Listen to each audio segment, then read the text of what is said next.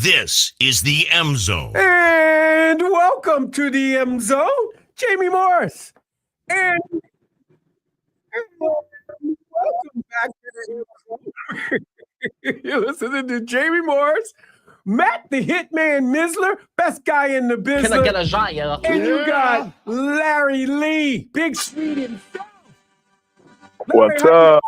First of all, let me tell you something. I got a level with you. Everybody loved you this past weekend on the show. That you bring some old school chat and you bring some new school chat. They really enjoyed what you were talking about. So I just want to let everyone know we are also streaming live. We are on WTKA AM 1050. We are streaming live on the Big 1050 WTKA Facebook, the M Zone Facebook, the Big 1050 YouTube. That's all we're doing with no IG today. No IG today. I got you, miss. Thank you. So, yep. The Facebook.com/the Big 1050 WTK, Facebook.com/the Morris Zone, and on our YouTube channel. If you are following on the old Twitters at MZone WTK, I did post a link so you can watch us on YouTube, stream however you want, interact with us in the chat. Dubs in the chat, obviously. Nice. All dubs in the chat. So, gentlemen, I want to get into this real quick. And look, I'm going to tell you what.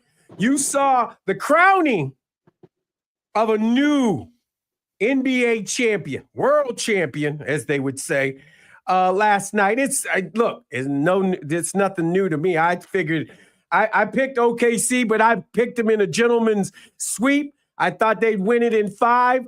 But, hey, Indiana put up a fight. And you got to enjoy a team that's put up a fight.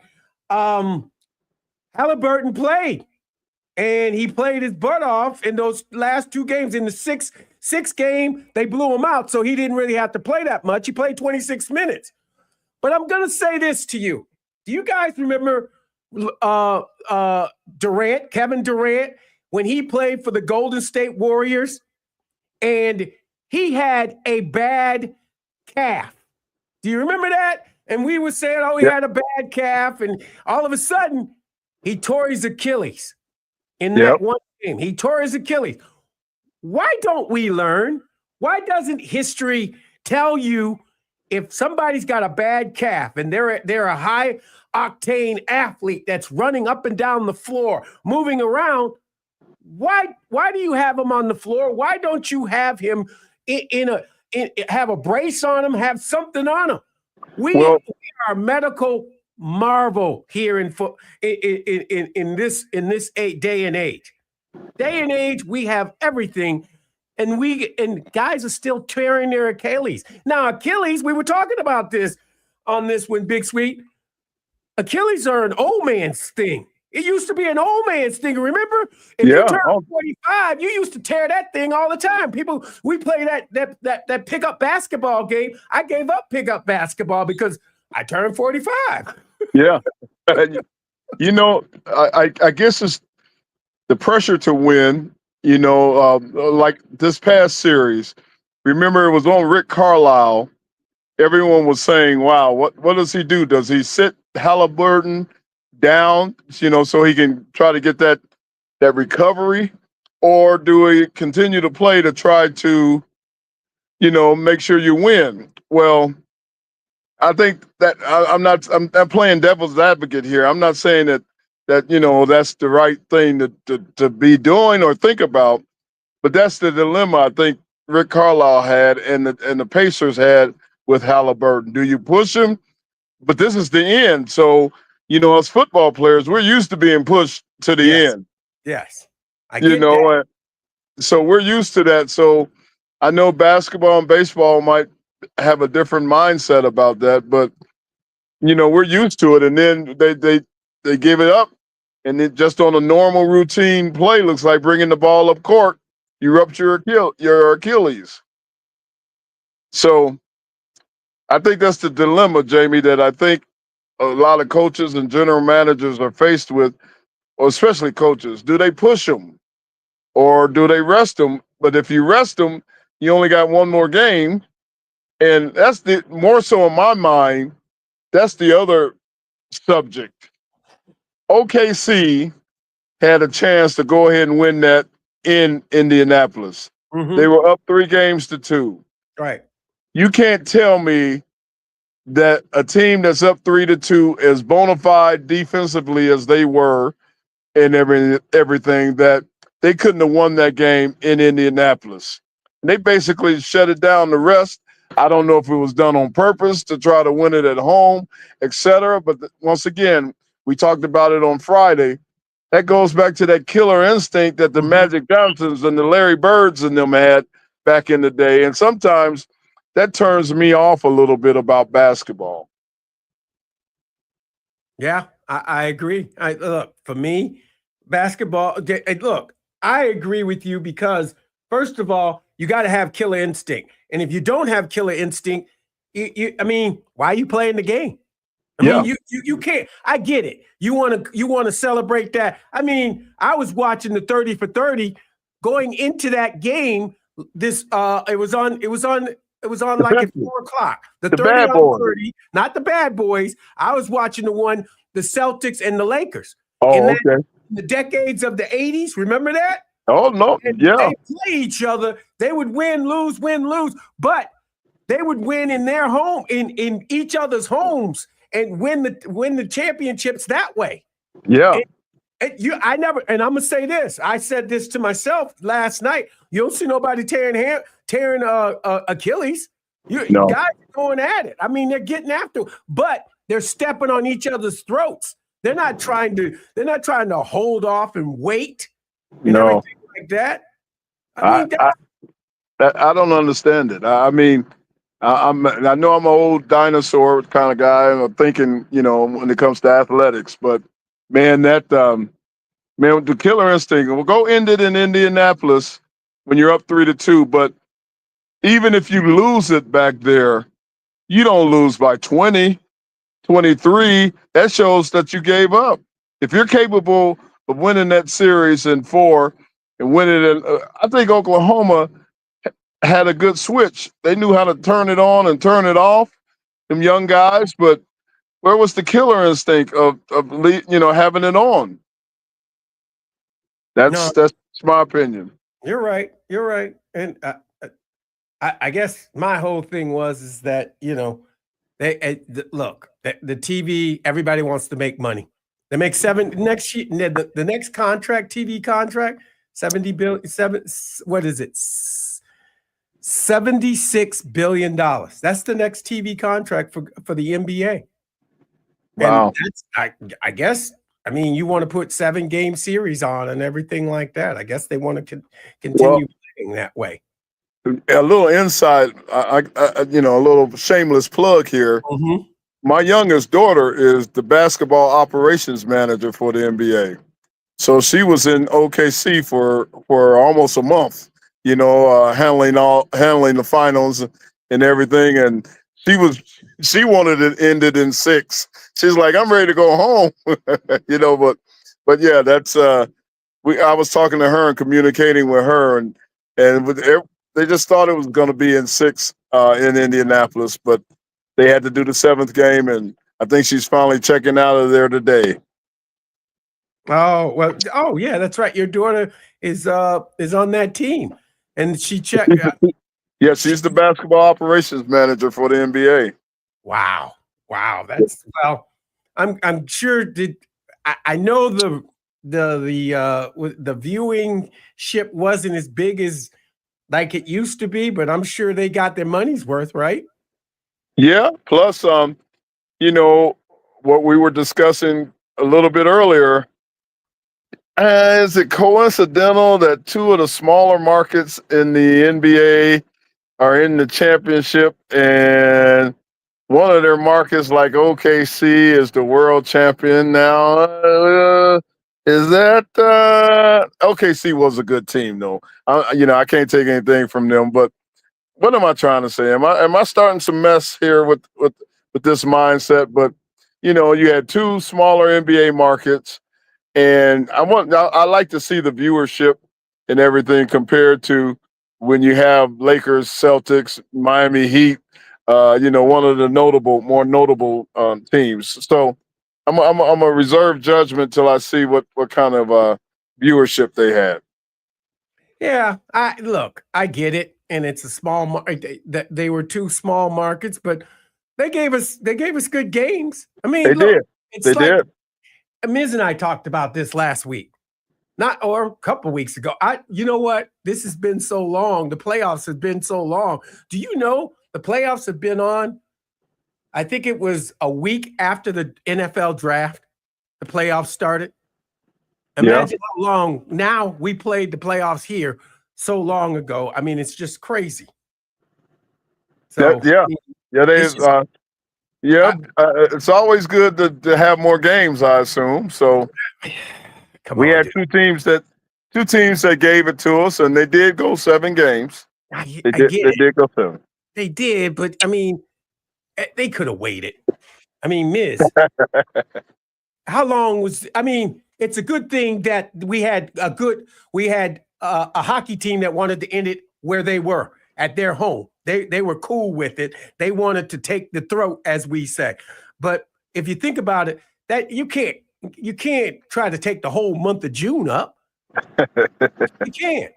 Well, I mean, I think you need a little bit of like when it comes to like the postseason itself. I mean, especially in markets like right now when it comes to baseball, like you want to have something that will expand the interest of others. And again, I think this was something that our side producer E Boogie had popped in with a message on YouTube that it's the casual fans may not be as acknowledging to Oklahoma City and Indiana as he would say the sickos, the ones that are diehard. Are diehard basketball fans. That's kind of almost the same way when you think of other sports, like with let's just be honest, like with football.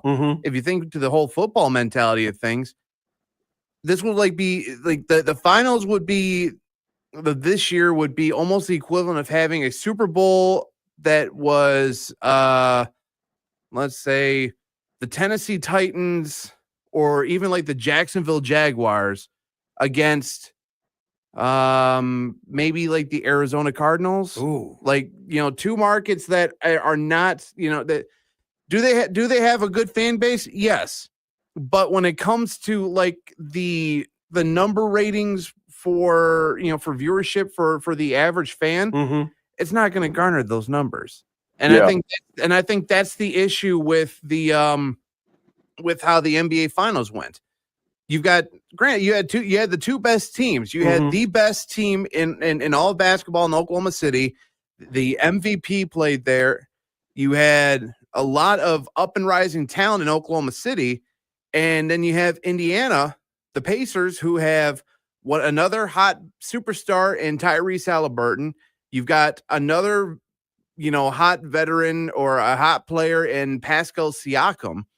And the thing is that when you look at the whole media market of things, does anyone really care about Oklahoma City and Indianapolis? Like, you could say Indianapolis Pacers, but no one really, they just think just the entire city, the entire state of Indiana.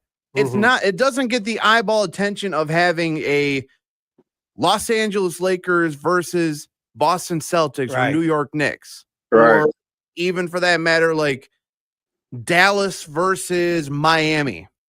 Like there's not, like, as I like to say, it doesn't have the sex appeal. It's not this, those, it's not sexy markets, True, but I was going to say, but on the business side, though, as an NBA owner or league of owners, it's probably time for an Indiana and an OKC to get some love.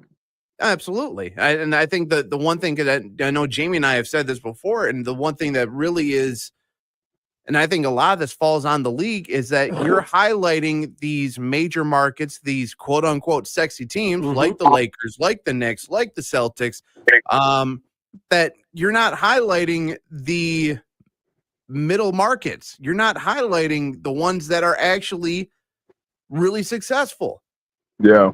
I mean, I told Jamie, a couple weeks ago, if it wasn't for Jamie saying who the third person was in that AT&T commercial, I want to know who the hell Jalen Williams was. You know, I mean, I'm a sports fan. I know who SGA is. Right. I Right, know who right. that is. I know who Chet Holmgren is because Jamie and I followed him his entire Yes. recruiting when he came to college because he was going to come to Michigan. Then Right. he goes to Jamie's second basketball school of Gonzaga. But Yeah, I didn't know who the hell Jalen Williams was. I didn't know who J Dub was. yeah, Then when yeah. you go to the other side of things, where is there any kind of like highlighting of anything with the Pacers? Halliburton isn't, the Pacers, they just kind of, again, it's not the New York Knicks. They're getting Jalen Brunson and Cat to be in the commercials. They're going to Jason Tatum out of the Celtics for commercials. No one's thinking about, let's see what's happening in middle blue collar, middle of the Midwest, Indianapolis. Let's see what Tyrese Halliburton can sell us. Right. Right, yeah. To me, that to me is I think one of the big reasons why the numbers were not as appealing for the finals this time around. And the thing is that ESPN put these games on ABC. So it's not like there's an excuse for someone to not be able to watch these games. You can watch it over the air. You got rabbit ears, you can watch it. Right. But nobody knew these players because they didn't play them. Miz, you're right. They played them over the finals over the air. Yes, but nobody knew who these players were because we never got to see Oklahoma Thunder play on TV during the season. Even though they were the best team, the real best team, and they won more games, we never saw them. Yeah. We saw the LeBron Jameses. We saw the New York Knicks. We saw the Boston Celtics. We saw all of those teams. We weren't watching Indiana Pacer basketball. No. That's boring. That's not a big city. That's not my town. I mean, if you want to talk about it, look at the Philadelphia 76ers. Until they lost Big Fella, they were on TV. They were glory hounding them. They wanted them to win. But because that's a big city, I'll ask you both this question. If Detroit was playing good basketball and they were going through, would we be recognized as a small city? I think so because maybe I do. Yeah, I think so too. Yeah, I think the big thing, and Larry, I'll let you follow up, is that they what they had one of the games for the Pistons that they flexed to the net to like the big Wednesday basketball game of the week or whatever, or they flexed. I remember that. Yep. Because they were getting hot. People were paying attention that, wow, this team that was complete trash last year, that only got 14 wins last year, look at them now. They're whatever they were 20 odd games above 500. Right. They are cooking. They are hot. We got to highlight them. Win or lose, we got to show them off. We got to highlight that. But when you show when you pull up like an original schedule, Pistons ain't showing up on anything. Right. Right. Yeah. Well, so I think that's the thing, is that because they were bad last year to this year, that no one wanted to give any attention to the Pistons. Well, there's a saying that, and Jamie knows this as well. Winning solves a multitude of sins. It does. Yes. So when you're a winner, you get more opportunities. I mean, let's take our beloved Lions. They were the redhead stepchildren of the league for the longest. No games. Now, they do some winning. They make the NFC Championship game and everything. Now they're on more primetime games and more Thursday nights, Monday nights, et cetera, et cetera. So you got to win. They're gonna be Turkey Day and Christmas Day. They're playing both of the holidays. Yeah. I mean, that's incredible. I mean, who does that? They got the Lions everywhere now. Lion everywhere. I mean, the Lions, and I hate to say this because a lot of my friends like me to say this, but I hate to say this because I grew up a Cowboy fan. I'm not gonna lie to you, Larry. I grew up a Cowboy fan. Okay. Yeah. But that being said, now the Lions have taken over the Cowboy spot. Exactly. The Lions are the most wanted to see team in the NFL right now. Yes. Everybody wants to see the Lions. Everybody. That's winning does that for you. And last time, the Lions had some success was when, I was out there as part of the administration and Right. in the 90s where, we went to the playoffs Mhm. 6 out of 10 years in the 90s. We didn't do squat in the playoffs, but we got there.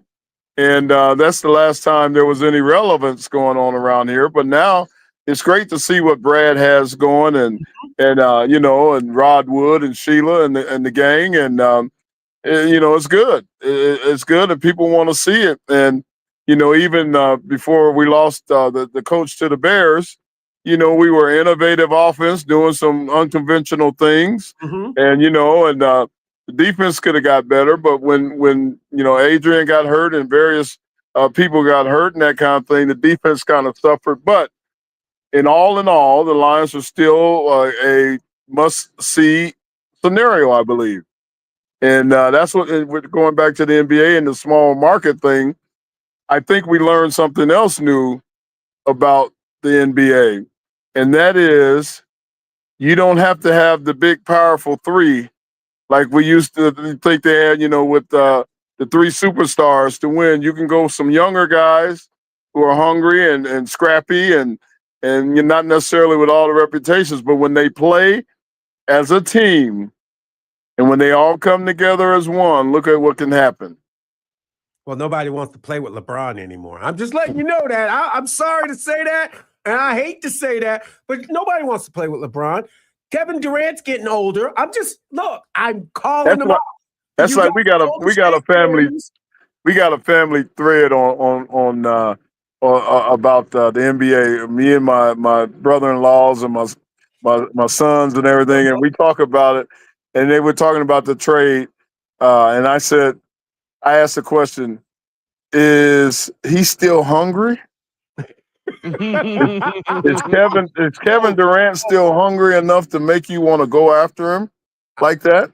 No, I don't know. This is a Don't great think segue. so. This is a great segue. Let's hold off and we'll talk about that on the other side because I'm going to give you my opinion because Okay. he wants to do something nobody's done in a while. He wants to do something. He want to win his own he want to win his own championship and he don't want another he don't want two. He just want him. He wants to lead that team to the championship. I mean, think about it. Did he really? I'm going to say this. Did they give him that this was his championship when he went to the Warriors? That was Steph Curry's. Yeah. I mean, yeah. He joined on to a team. He didn't. That ain't his team. That's Steph Curry's team.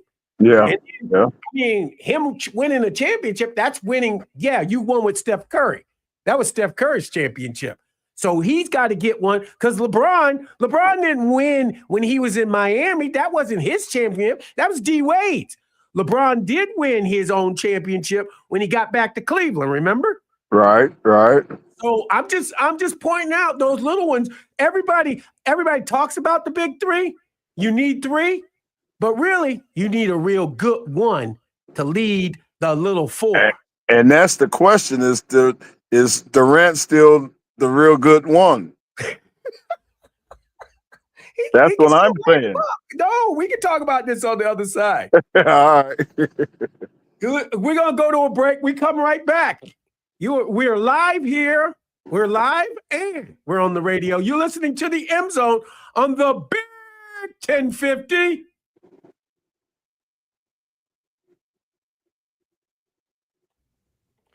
Clear on radio. We're still on stream, so be sure to block what you say in case you say it because they watching us. Yeah.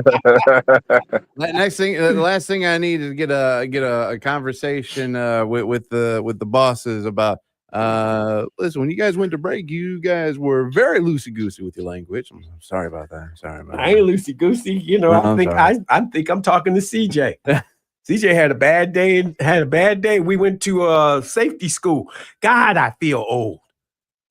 I look at all them young people bringing their kids in and everything. I came in the door. I was looking old as a Doug. But I'm glad I'm past all of that.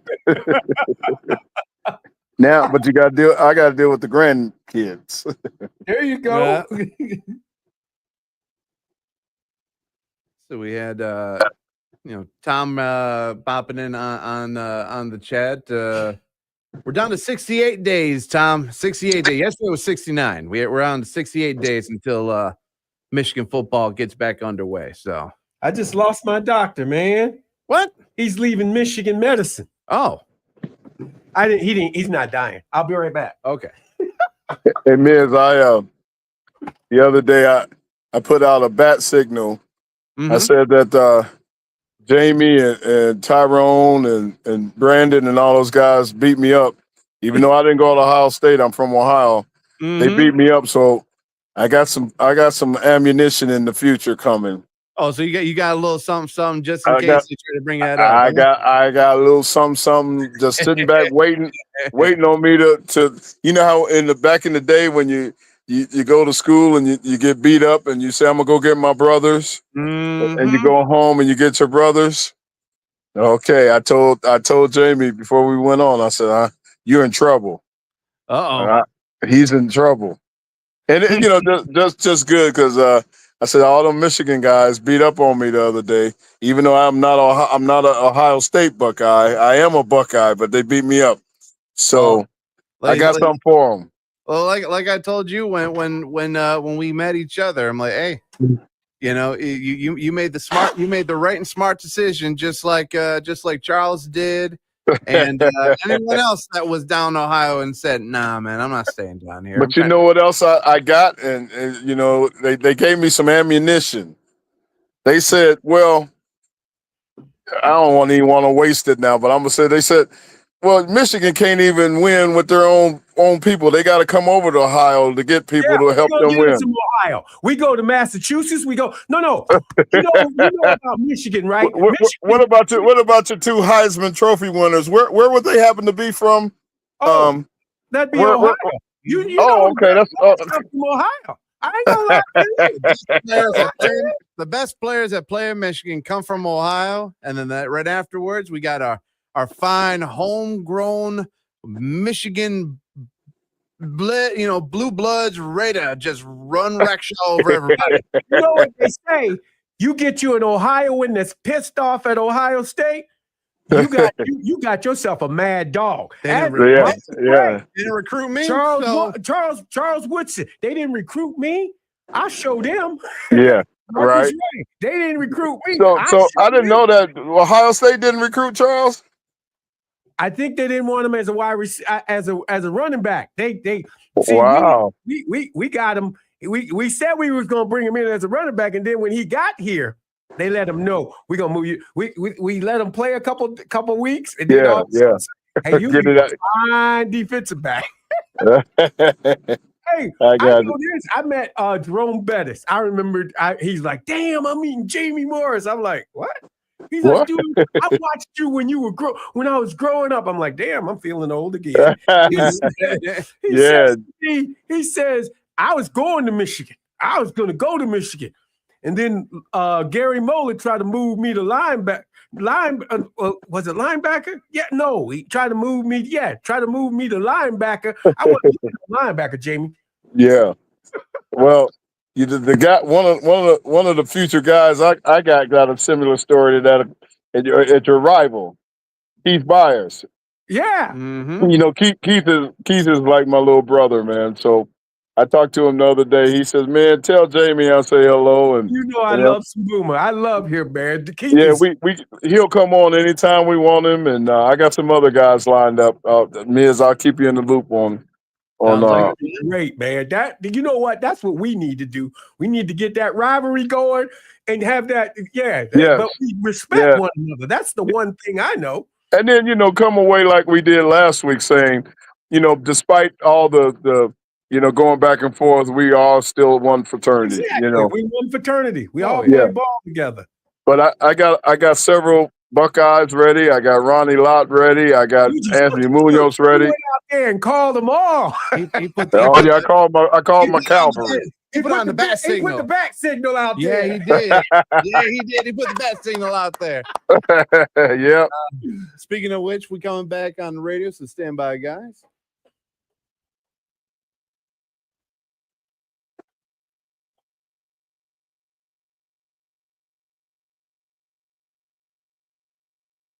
This is the M Zone. And welcome back to the M Zone. Jamie Morris, Mac the Hitman Mizzler, best guy in the Bizzler. You got Larry Lee, Big Sweet himself. We were talking about how the big three, how it took three big time players, and then you can add in guys that can be auxiliary guys too. But I'm saying I remember this. Now, if you want me to give you the big three, I'll give you the Celtics. The Celtics in my day, I'm talking in those 80s. You had Larry Bird, you had Kevin McHale, and you had Parrish, right? Right. Okay, Those are three guys. The Lakers had Big Game James, okay? James Worthy. Yeah. They had Magic Johnson, and they had Kareem, right? Right. All right, but they had that team all. That was through drafting. That was through. Hey, I don't know how they did that, but they got the drafting. They did a great job. How does the Lakers get James Worthy? Aren't the bad teams supposed to get the best players? Right. And they got Kareem in a trade, right? And then Dr. Jerry Buss gets Magic Johnson. How about that? Right. I'm just saying. And the Celtics get Larry Bird. Come on, man. Work it out. I'm just saying it was a big three. We just never talked about the big three. There was always a big three that you needed to fill in, and you got guys on the periphery that can shoot it up. Now, when LeBron came in and all of that, they figured it out. The Celtics did it. They had who did they have? They had what's his name? Paul Pierce. They had Kevin Garnett, and they had Ray Allen. Yep. They had the big three, and then it moved down to Miami. I mean, it's really LeBron. LeBron figured it out. He needed a big three. He had Dwayne Wade.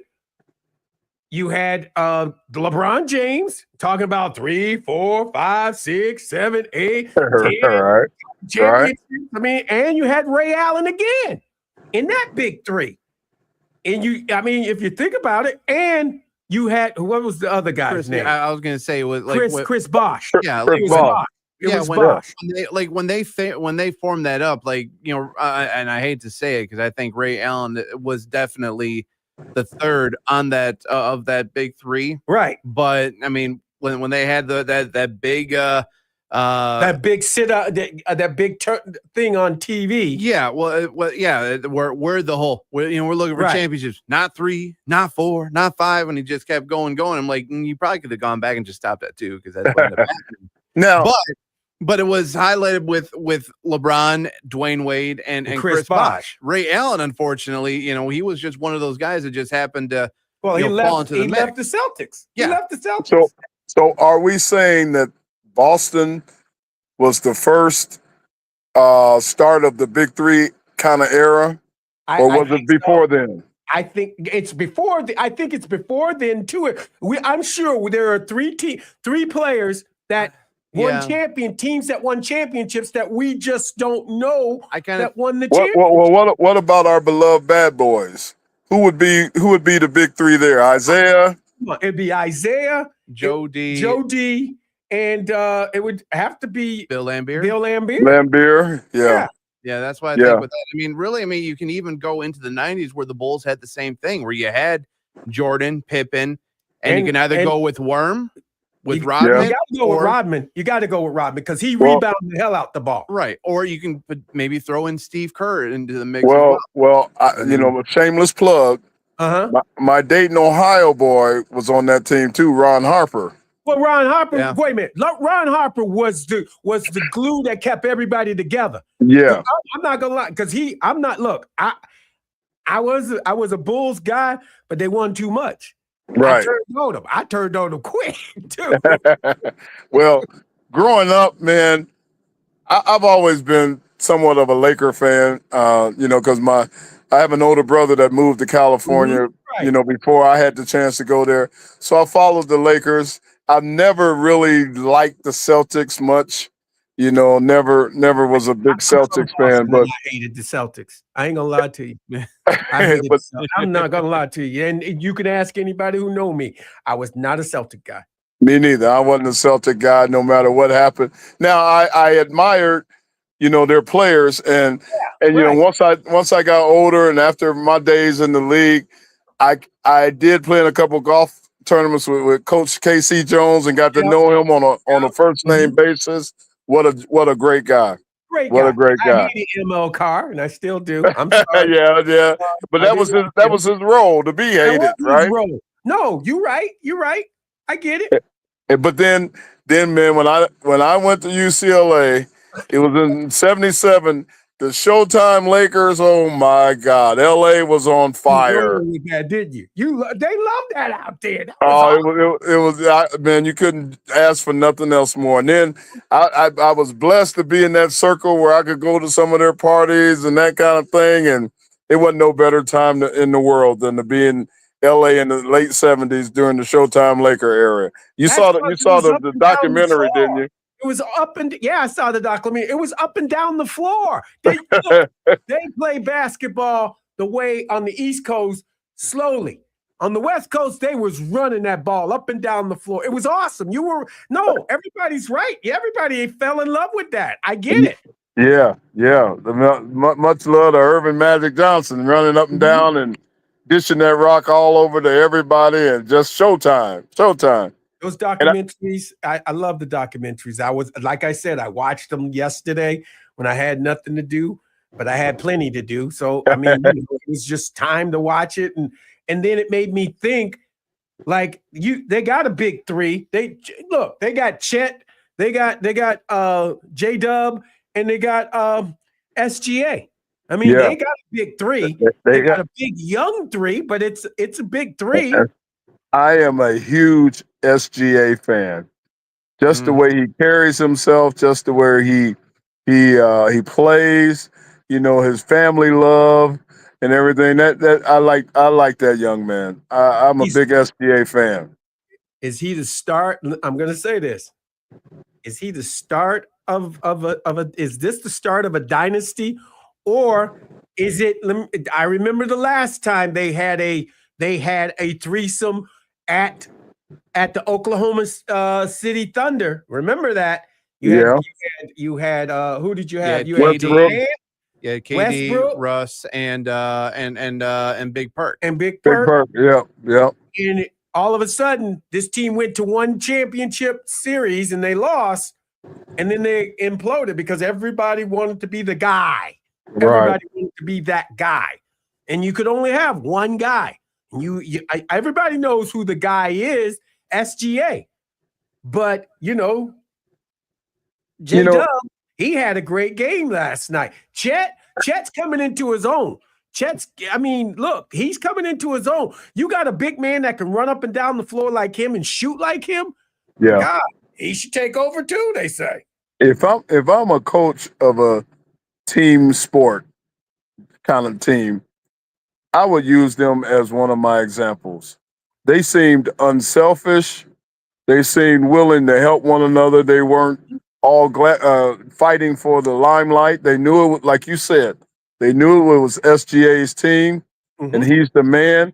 Even last night, in his humility, he talked about sharing the MVP trophy and that kind of thing. And he did himself credit all game long.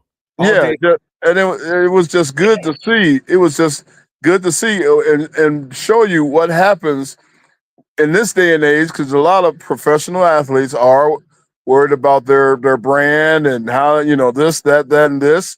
But when you come together as a team unselfishly, look what can happen for you. And if I'm a coach, I would use them as somewhat of an example about being unselfish and that kind of thing. Because you know as well as I know, Jamie and Miz, that these guys today, man, they're out for themselves in a lot of ways. Yeah. They share. Go ahead, Miz. No, I mean, I was just gonna say I totally agree that a lot of it is and I don't want to solely say that it's a specifically basketball thing or whatnot, but it does seem like that it is a you know, hey, I know I'm the star. I know I'm the big dog on campus. I deserve to be treated like I'm the superstar or whatnot. To kind of answer your question, Jamie, I don't know if this is the start of a dynasty, because I think a lot of people thought last year was going to be the beginning of that dynasty too. That nothing really changed with their roster. The only really big thing that that they added on to the Thunder was they brought in Alex Caruso in free agency, and I think that helped out as far as being biggest acquisition they got. Exactly. I mean, the Laker fans were pissed off by that fact. I was going to say, did you see Magic's interview last week? He hates that the Caruso scenario. He mentioned that in his interview last week. Oh yeah, like I said, I mean that's the one thing about it is that Alex Caruso was one of the reasons why the Lakers had deep runs in the postseason. He's been an unsung hero. I mean, even when he was playing with the Chicago Bulls, he helped that franchise kind of get a little bit of a taste, get close to the postseason. Obviously, Chicago's kind of trying to find themselves in a way, but what Alex Caruso has done is turned a lot of these franchises around, especially the Western Conference teams, and really made them shine. And it all came to a head this year where that, who knows, maybe that's what it was. Maybe they just needed that one little key to get the Thunder over the hump. But I mean, at the same time, it doesn't hurt and unfortunately, I hate to bring that up, but unfortunately, I think a lot of it also had to do with number 0 for Indiana going down last night. Yeah. I think that was a big one. You know what? You know who's going to be hurting with number 0 going down? The Eastern Conference. Yeah. Think about it. Jason Tatum, he's gone down with an Achilles torn Achilles. Yeah. And now you got this young man who everybody loved, and you could see the love for him, and everybody went online. Everybody was on Twitter or X or whatever you want to call it, and they were saying, "Damn, how you going to be? You can't believe it. All your best players are all hurt in the East Coast right now." That's true. That is true. They were talking about that 3 players that wore the number 0 this season all had an Achilles injury this year. Wow. All in the postseason. It started with Dame up in Milwaukee. Yes, Dame. I remember that. Jason Tatum. Yep. And then last night with Tyrese Haliburton. All 3 of them wear the number 0 for their respective teams. Wow. See what Aaron Rodgers got started. Kirby Joseph goes and gets him kicked out of Green Bay. Then he goes up to New York and in 5 plays goes down with an Achilles injury and then comes back and he's like, I'm fine. I just needed myself some mushroom tea and I'm okay to go now. Yeah, apparently you had too much of that mushroom tea up in New York. The positive about it is in our day, Jamie, it was a career-ending injury. Yes, you're right. You're right. It's not that modern medicine has where you can recover from an Achilles. Where is the trainer? Back in our day, if you had an Achilles, you were done. No, you're right. And if you had an Achilles, that's not just a season ender. That was career ending. Career ending. You were done. Yeah. I talked to my buddy Jumbo Elliott, and he had an Achilles, a torn Achilles, and he goes, I said, "What are they doing? They're doing surgery on it?" He goes, "No, they told me wear a cast, walk around, and it's going to mend itself." I'm like, "Dude, that don't sound right." He goes, "The doctors want me to just walk around," and he did it, and he mended it. It mended quicker than what you get the surgery for, and he played the next year. Wow! That year, he came in and he was suiting up and lining up and blocking for the New York Jets. So, I mean, look, some people you heal on your own. Now they make that surgery. Doctors make a determination of, hey, we're not going to have surgery this time. We think it'll heal itself. So, I mean, my whole thing is, Big Sweet, where are the trainers? When Halliburton was hurting, Why didn't the trainers have something to stretch him out? Maybe roll. I had plantar fasciitis. Uh-huh. And that's me getting old when I got that plantar fasciitis. I couldn't walk up my heel, man. It hurt. Plantar fasciitis. Wow. All y'all out there that don't know is where I go walking 5 miles a day every day. And I let my heels get so small, and I didn't pay attention. I was banging that heel so much with all of that pressure from my foot. So it hurt so bad.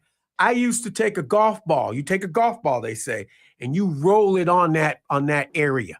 You try to get your inflammation out of your foot. That's what they did. I used to cry. I mean, tears would come out of my eyes, Big Sweet, and I'm just rolling that ball on my foot, though. Every 15 minutes, I was doing it to the point where everybody told me, it's going to take you up to like 8 to 9 months for it to go away. No. I rolled that bad boy out of there. I was back walking 2 months. In 2 months, I was back walking. Wow. I ain't playing around. I got another pet peeve about injuries in professional sports. And let's go to Taglio.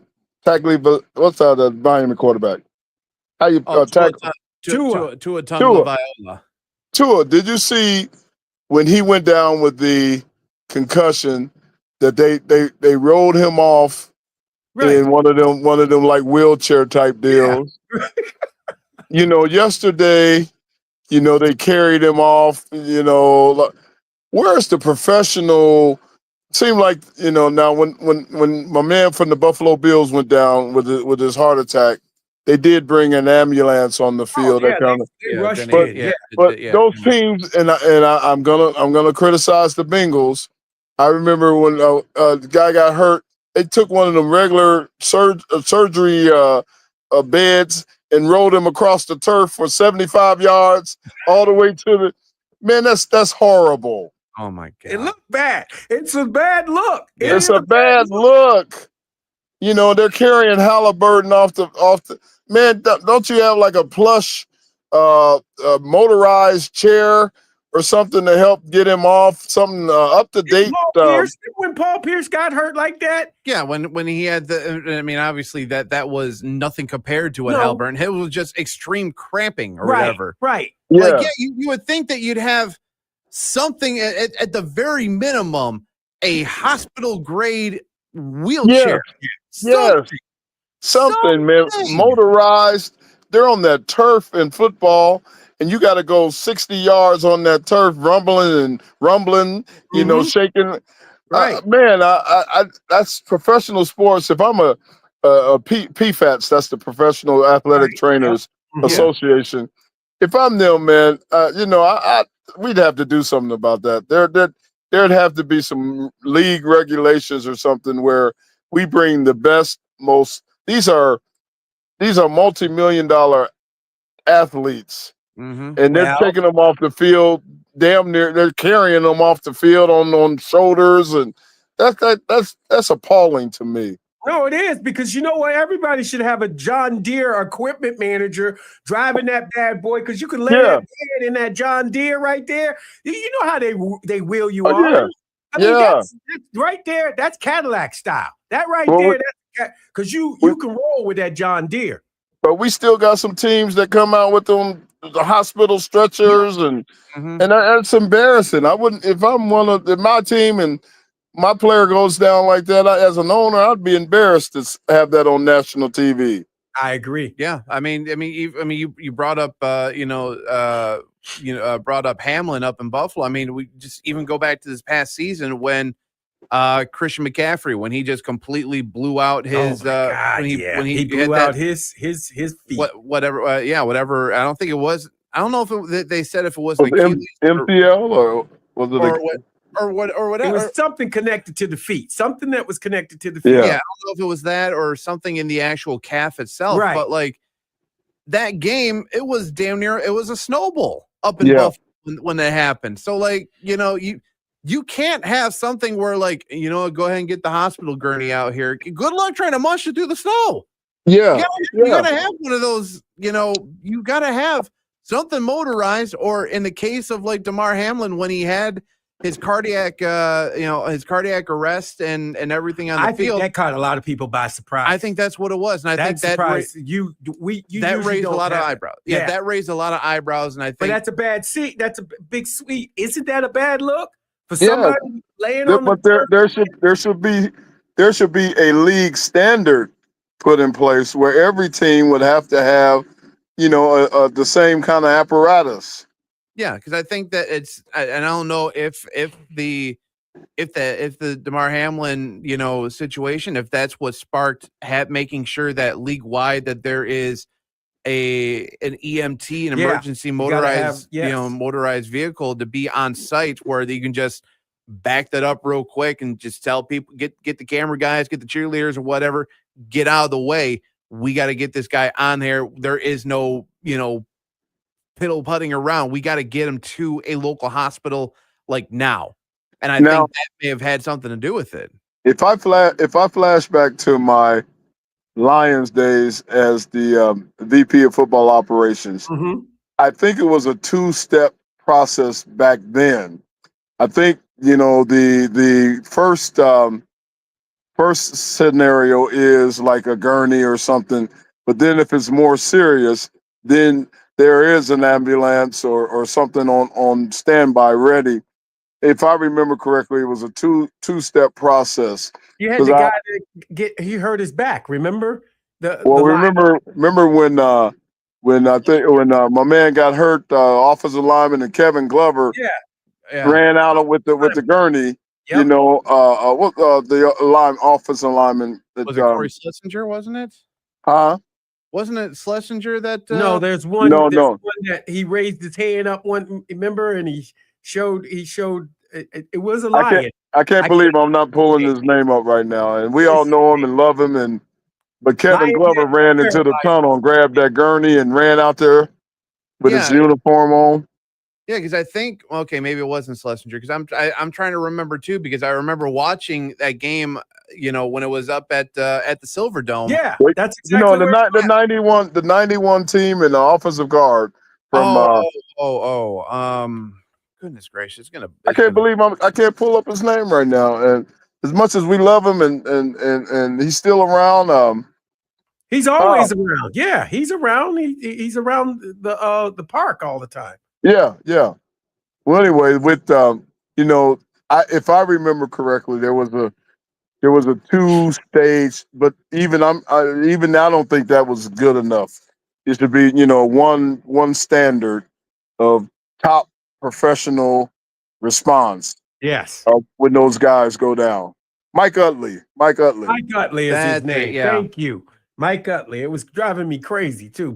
Mike Utley. Yeah, when Mike went down, Kevin ran out with the whole thing, man. I was in I hadn't got to the Lions in the front office yet. I had just retired as a player. And 93 was my first year back in the front office. And that scene just sticks out in your head, how Kevin ran out there with the gurney, Or the Pittsburgh Steeler guy, the linebacker. Remember the linebacker that got hurt? Yeah. And he sustained. He hit the running back with his head. Shazier, that's his name. Yeah. Shazier. Yep.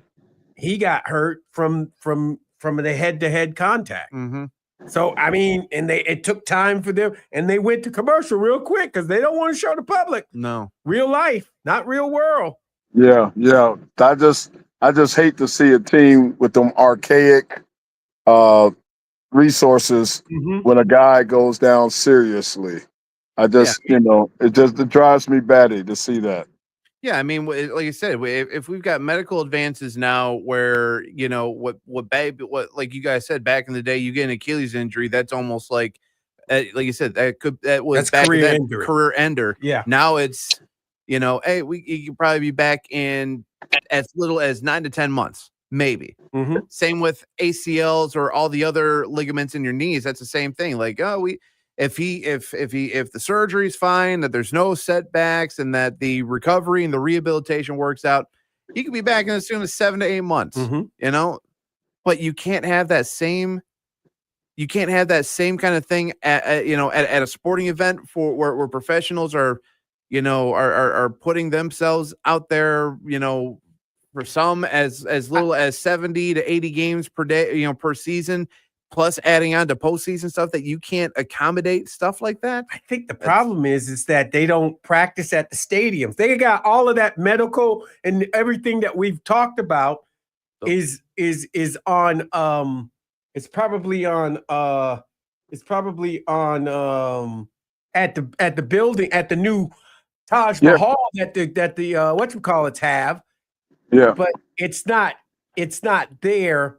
It's not there for you when it's not there at the stadium. Mm-hmm. And those stadiums they're not the brand new stadiums are good. Okay. They know where to put things, right? Mm-hmm. It's those older stadiums. And I hate to say, Cincinnati, you got to upgrade your stuff, man.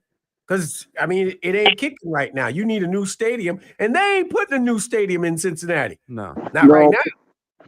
Plus, a lot of the injuries, the quicker you jump on them, the better can be in the end result. Right. So, if you got first class initial treatment going on, then you might be able to help a guy on the back end, So I just, once again, I know I'm repeating myself, but I just hate to see a lot of these archaic medical responses to some of these, responses in today's game in some of these places. No, you're right, and it's across all sports. It's not just football, not basketball. Although you guys pointed out, why isn't there? I get it. The tunnels may be small and everything, but you got to have an apparatus to get a guy off the court and into the locker room as quick as possible to find out what's wrong with him. They carried Halliburton off like he got hurt at the playground. Like he Mean Joe. Like he was Mean Joe. I mean, you remember we were talking about Mean Joe on Friday. He's like he was Mean Joe. Get him off the floor. Yeah, he had a chance to give a kid a Coke on the way in and everything. Exactly. My Coke, Tyrese Halliburton, will that make you feel better? No, kid, my Achilles is torn. Here, kid, take my jersey. Here, kid, take my jersey. I ain't gonna be wearing it for a while, so please take it. Let me have the Coke. You better not wear it. God. It's a 0. Yeah, we don't want you wearing no number 0s. That's a curse right now. Exactly. That's the new Madden curse right now. Is wearing 0 in the NBA apparently. We got to go to break, but hey, on the other side, college. I don't believe I was going to talk about this, but I got to talk about this. I mean, this was a setup. College baseball World Series. Oh boy. I mean, I know you didn't see it because I was flipping around for stuff. So I'm talking about stuff that I've been flipping around, and it made me mad once I found out about it. On the other side, that's what we discussed. You're listening to the M Zone on the Big 1050.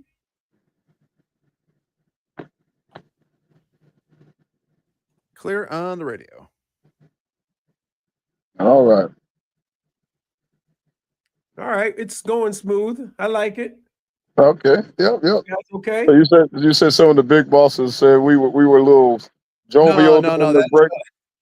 No. So this went back to when we did the stream over at Buddy's for opening day. Oh. So, yeah, I think you met Mike. You met Mike Wheeler. Yeah. You remember Mike Wheeler?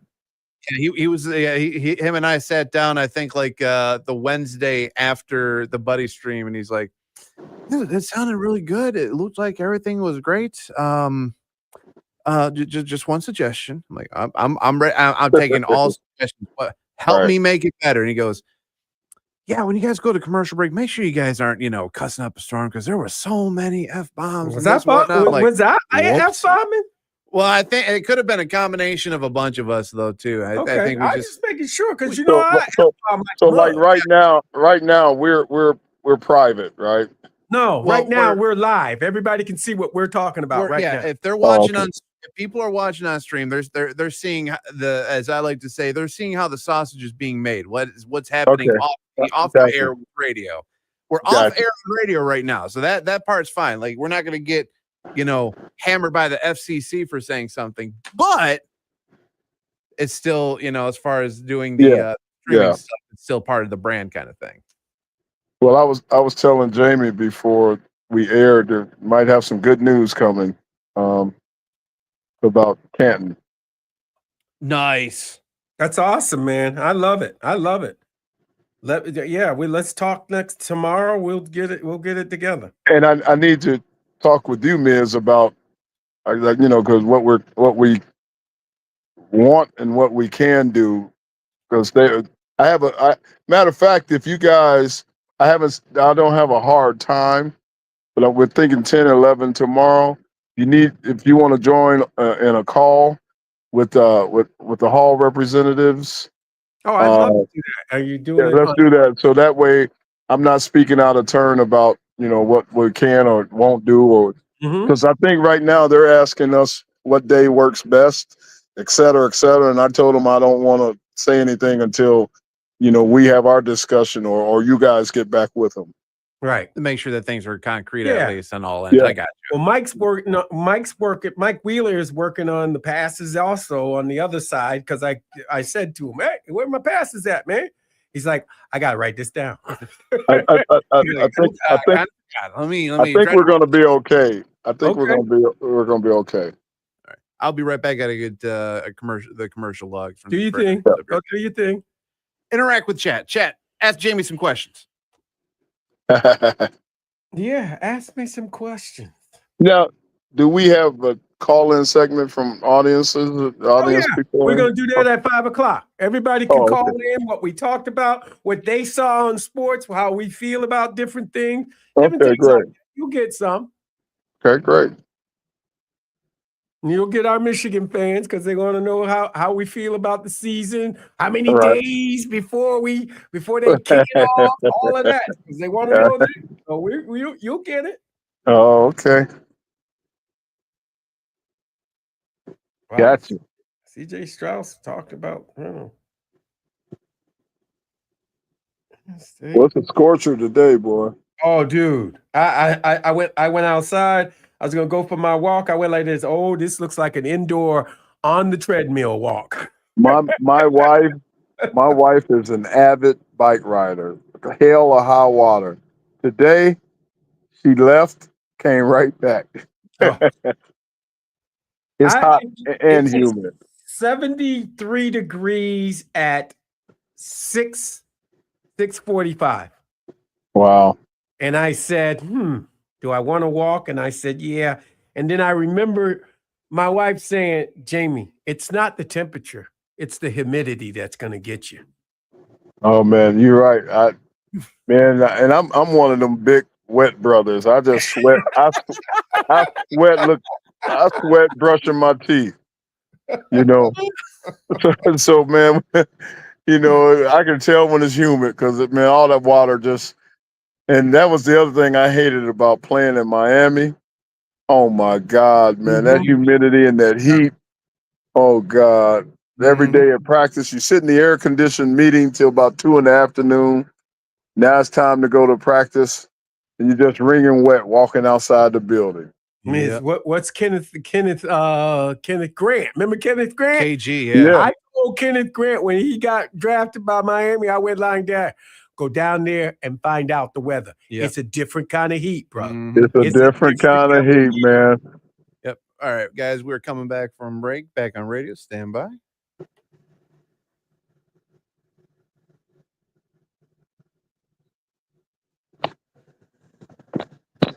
This is the M Zone. And welcome back to the M Zone. Jamie Morse, Matt the Hitman Misler, best guy in the Bizzler, and you got Larry Lee, Big Sweet himself.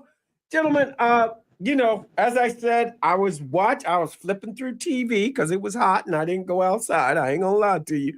Wait a minute, I'm gonna say this. It was so hot out there. I got 4 cats. Big Sweet, I'm just gonna tell you, my dog passed away. I cried like a baby, and I was not gonna get another dog. My wife had cats, so I decided to get cats. Okay, and we used to have 2, then we got 3, and now we got 4 cats because my daughter brought her cat over and gave it to us. So I let the cats off on the screened-in porch, and all they can do was They just flopped on the floor and they stayed there all day long. So I knew it was hot. So Jamie, that being said, I just went inside and turned the air on. it's so hot. I saw a tree looking for a dog.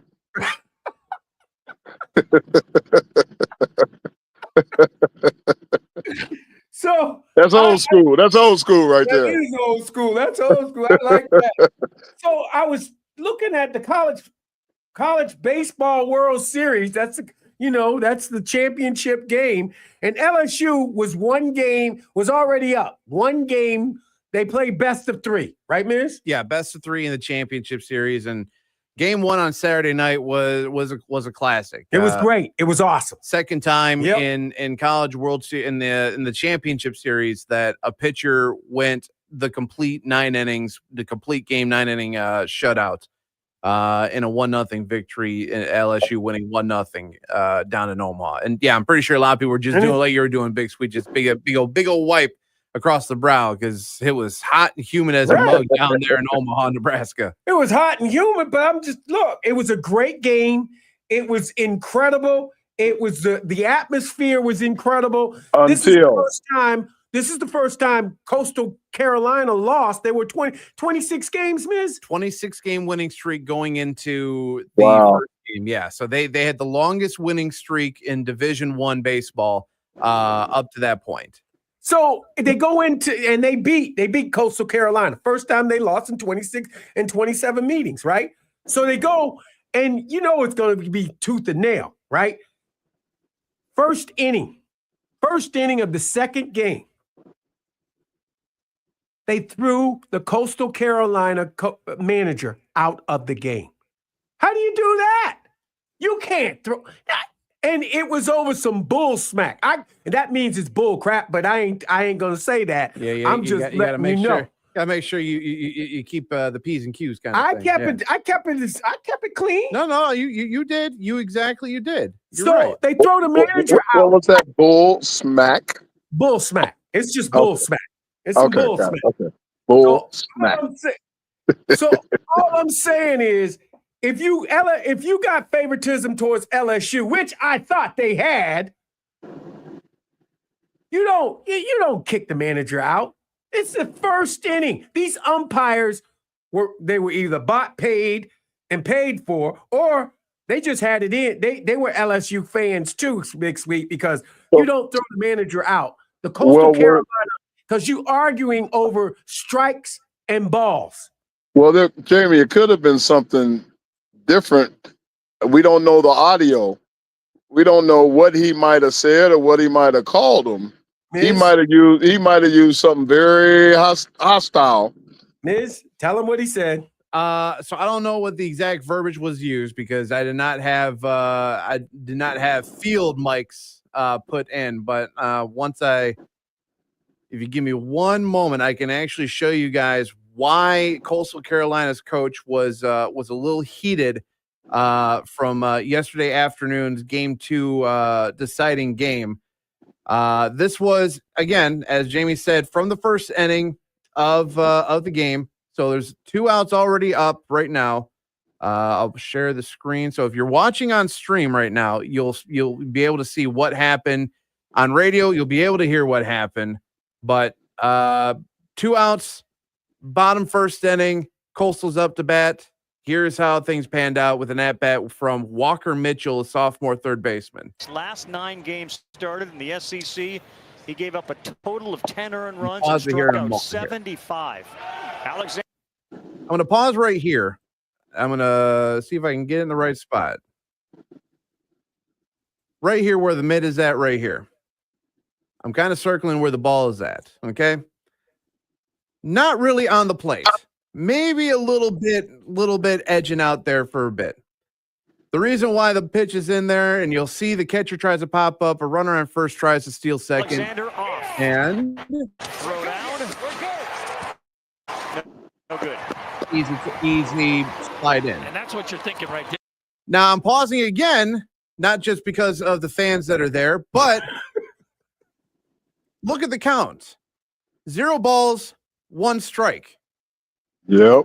The pitch was pretty inside. Now again, could be a bit of a judgment call.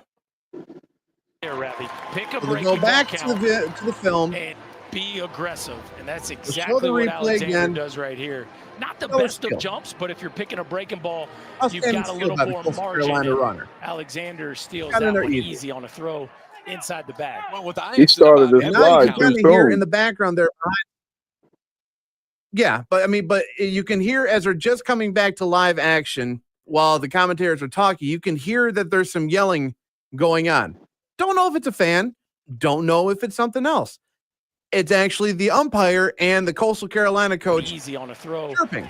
inside the bag. Well, with Ianson, about every count is potentially a breakable Oh, they count. yelling He right now. So now the home plate umpire's looking over and says, I'm not handling any more of it. throws that curveball, the slider, Points back roughly over, 50% Says of you the need to time. back down. And manager, you can see him come out there. I can read his lips and says, for what? For what? Right. For what? I don't know what was said there because he had his hand in front of his mouth, but I'm assuming it has something to do with, listen, you've been off with some of your pitches. You may want to get yourself checked out. Now, mind you, I don't think that may be the exact verbiage. So kind and friendly. Decides the home plate umpire throws Kevin Shaw, the coach for Coastal Carolina, out of the game. 10 pitches in, by the way, in the bottom of the first inning. In the bottom of the Now he comes up to the home plate umpire asking, why are you throwing me out? So to me, I'm maybe under the understanding that maybe the coach did not say anything vulgar of the umpire. first inning, To the home continue plate on. Now he's going to get his 10 cents. He's going to get it. He's going to get his 2 cents worth. Now you see this guy on the right side of the screen. This is your third base umpire in this contest. Watch what happens here, gentlemen. umpire throws Kevin Schnall out of this game, and down goes Oh. an umpire who had come in the middle of things. I want to back up real quick here. How That did was that good. guy fall on the ground? I was gonna say, yeah. In the bottom Comes of the out. first inning, the home plate What? What I do? Umpire comes in here, umpire Let it throws run right there. right here. Kevin Schnall out of this game, and down No, he goes That was, He he didn't. tripped on his own. No.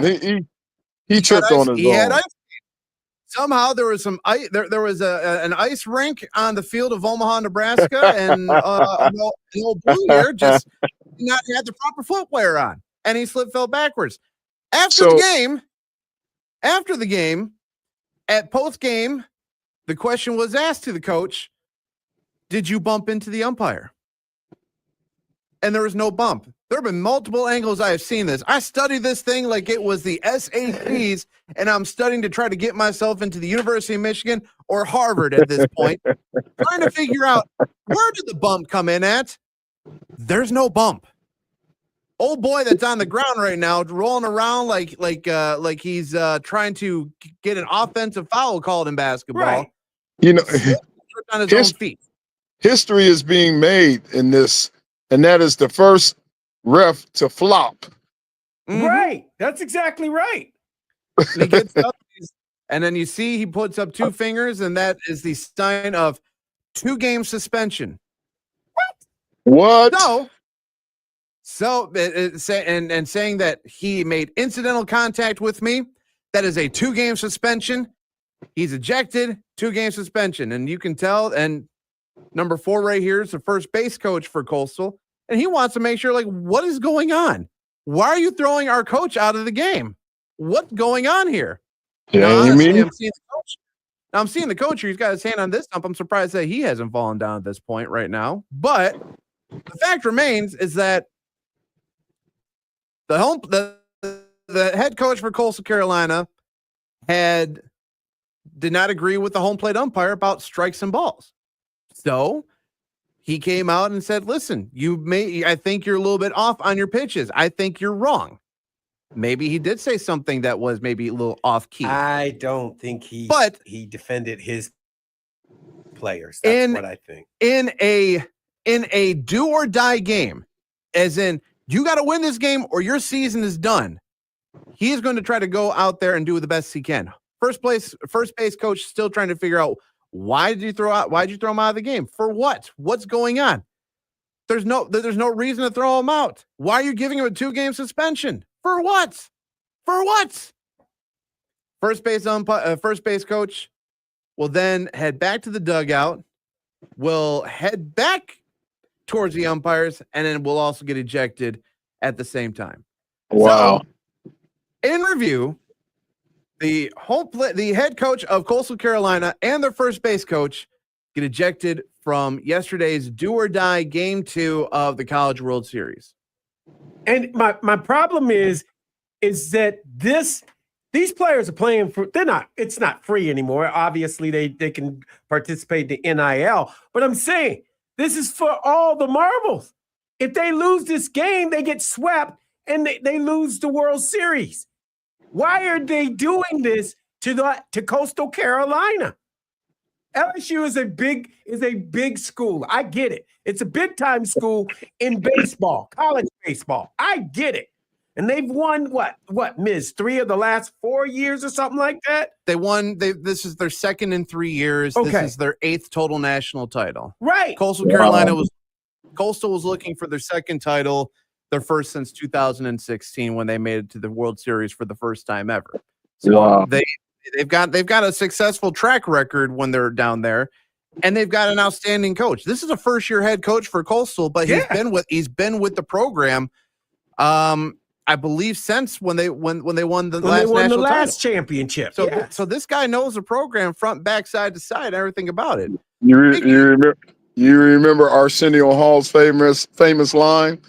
Things that make you go, Make you go, Exactly. Speaking of which, as I mentioned, the head coach of Coastal Carolina was asked after the game about the bumping that the third base coach had to say. So, Coach, let her rip.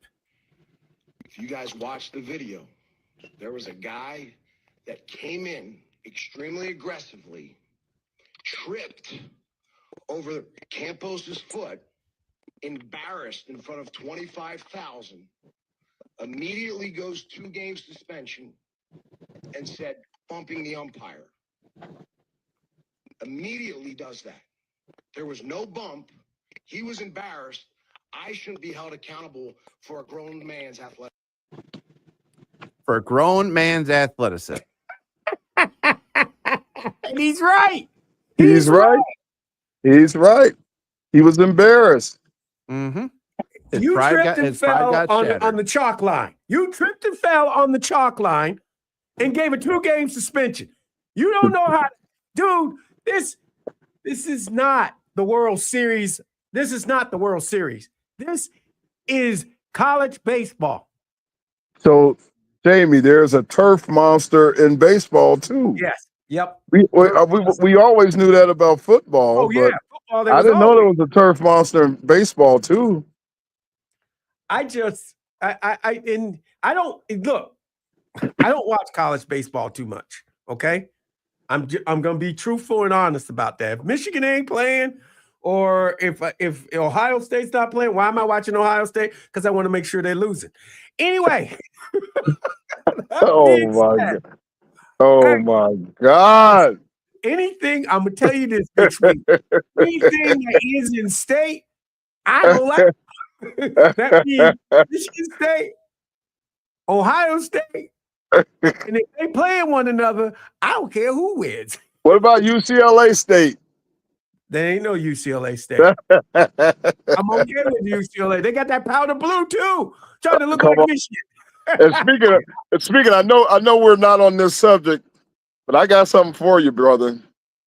You know, last week y'all kind of ganged up on me at the Charles Woodson golf tournament. Celebrity golf tournament, yes. Celebrity golf tournament. And you got to talk to all your people you wanted I to talk to. I did talk to some great. I went and got everybody you wanted. You said, Jamie, I need to talk to you. I need to talk to this. I need to talk to that. You talk. You set me up for the okie doke.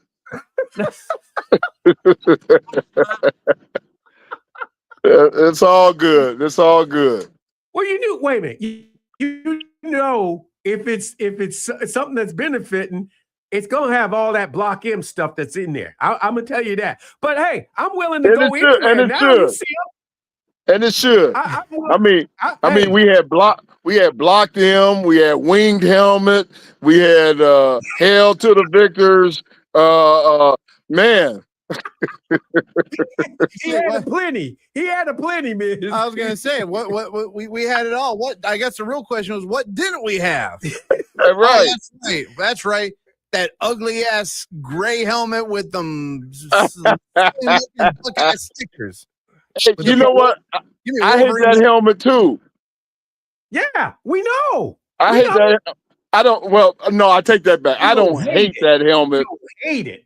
I don't hate that helmet. I don't hate that helmet. I don't hate that helmet either. I did. Put it this way: I didn't wear that helmet. Right. I don't hate it either. I don't hate it either. I'm partial to some cursive letters. You know, pretty good cursive letters. UCLA. I'm partial. I'm liking that. I'm okay. And you know what? Hey, over the past 4 years, I don't hate that that gray helmet either. In fact, I like seeing that one the Saturday. You're accustomed now to seeing it that day and just seeing. And then seeing that face mask just dip down because disappointment. You know the definition of a rival, right? What's that? The definition of a rival: sometimes he wins, sometimes we win, right? Right. That's what it is. So I'm okay with it. One hand claps the other. Okay. That's what a rivalry is. Look, everybody wants to say, well, you guys have won 4 straight games. They don't remember the 10 years that we went through. We endured. Okay. Where we won maybe one of those games. I'm just I know it's a rivalry. That's all it is. Bringing the West Coast perspective, now that it's all Big Ten. You know, I can somewhat say the same thing when USC had its dominant years over us, you know, and everything. And then remember the Troy Aikman years and all that. We had some dominant years over all that.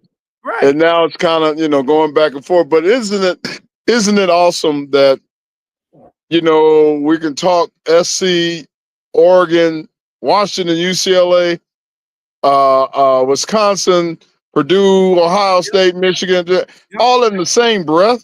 Yes, it's a breath of fresh air. You get three different locations.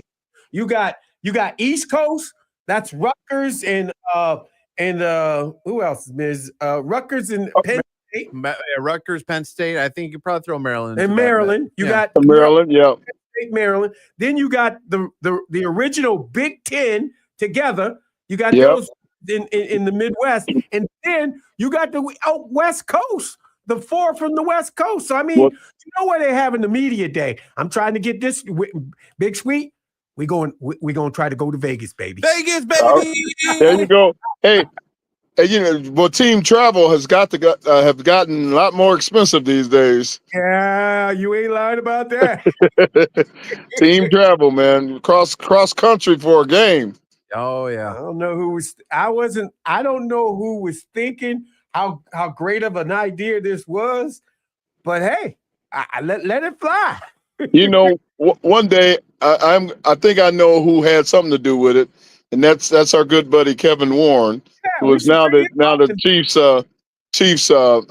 president and CEO. I'm sorry, the Bears chief and president and CEO. Like I said, so I'm going to give Kevin a call and see if he'll come on one day and give us some insight about how this all came together. Can I hold on? If we bring him on, can I boo him the entire time because he was definitely the ire of a lot of Michigan fans as far as in the commission, and now going to Chicago. Like what? Why you take that, Miz, man, I can't sit there and allow you to boo my buddy. You can't boo him. He's taking him. Hey, he's taking the bullets. That's fine. Because the owners of the Bears, they building. Hey, they doing what every other central NFL central team is doing.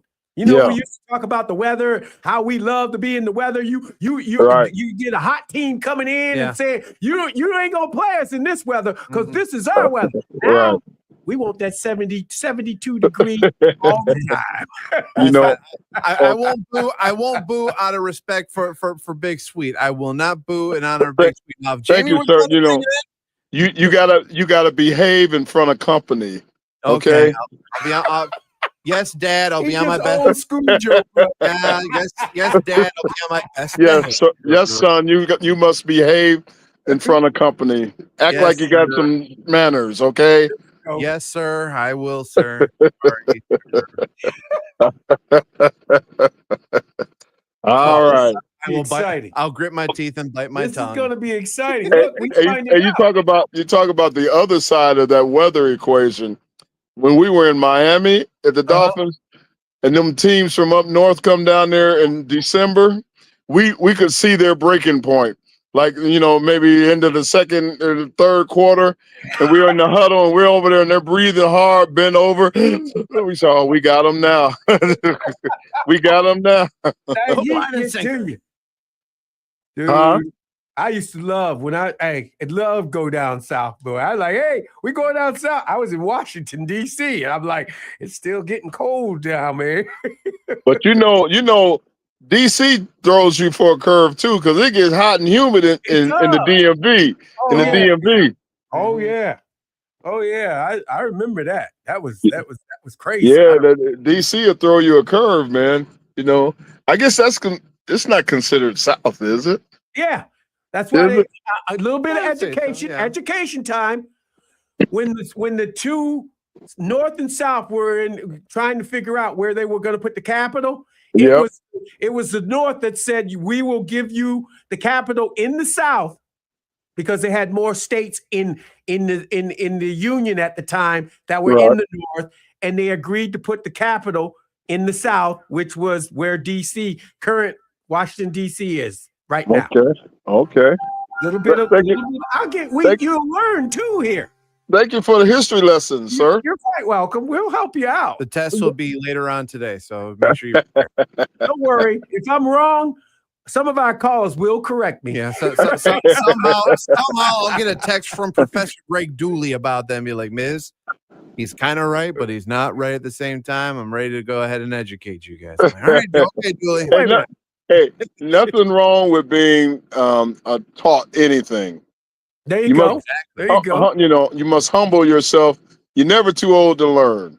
No, you're right about that. But I'm getting close.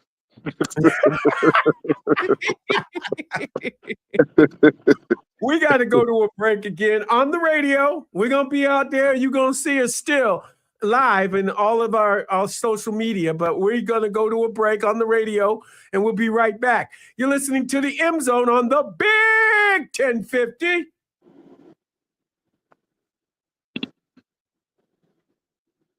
Clear on the radio.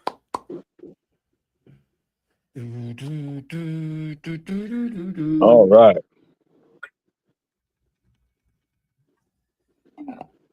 JJ gonna play. I'm taking the Vikings this year. I'm riding the Viking train. I'm feeling good about it right now. That's right. JJ's up. Is he given the starting role? Is he the starter? Yeah, he's QB1. They basically, they've been showing him during camp, and he's been dotting dimes. He's been good. Okay. Cool. Well. Yeah. He just got to keep his head. Yep. What about our youngster at Michigan? Bryce? Yeah. I mean, I haven't heard anything in terms of the status of the transfer from Fresno, Mikey Keene. I think he's still kind of recovering from his off-season stuff. So it seems like everything is almost lining up for number 19 to lead things up. I mean, and the good thing about it is that you're not diving headfirst into a tough opponent week one. Right. You can test the waters out against New Mexico and see where things. I'm going to take a hard look at the schedule and see kind of how, because I'm still getting used to the West Coast boys in the Big Ten. So you got so SC will probably SC Michigan play again coming up this time in LA, right? Yeah, so the Michigan USC, let me double check what date that is, but I know that they're playing in the Coliseum this year, and then next year they'll head out to Pasadena and take on your alma mater. Yep. At the Rose Bowl. Yep. Let's see. Now, USC. do you like that the team plays at the Rose Bowl now? No, I don't. Really? The Rose Bowl, man. The Rose Bowl is kind of well, not kind of. It is old, and still kind of got them bench seats, Yep. and they're hard, and and California is a little different. You got to park probably a mile away from the stadium, and then On the golf course. once you get in the stadium and et cetera, it's just, I mean, it's a good move. I'm not sure. I'd have to talk to Jarmon, the athletic director, about it financially, but just logistically, it's kind of hard. It's kind of hard to go to a UCLA game. But it might make a whole lot of sense and doing quite well when it comes to the financial aspect.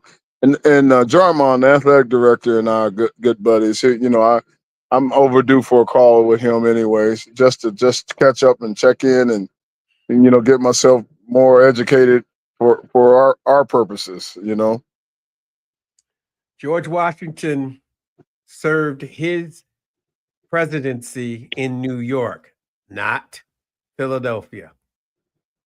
Mm-hmm. Google it, my brother. Okay, will do. Will do. I'm arguing with people already. Oh, I'm arguing with people. People want to fight. is that why you kind of went blank on the screen for a second? Someone's trying to call you up and trying to correct you on some stuff. Trying to correct me, trying to tell me what my business is. Don't be telling me my business. Don't they know?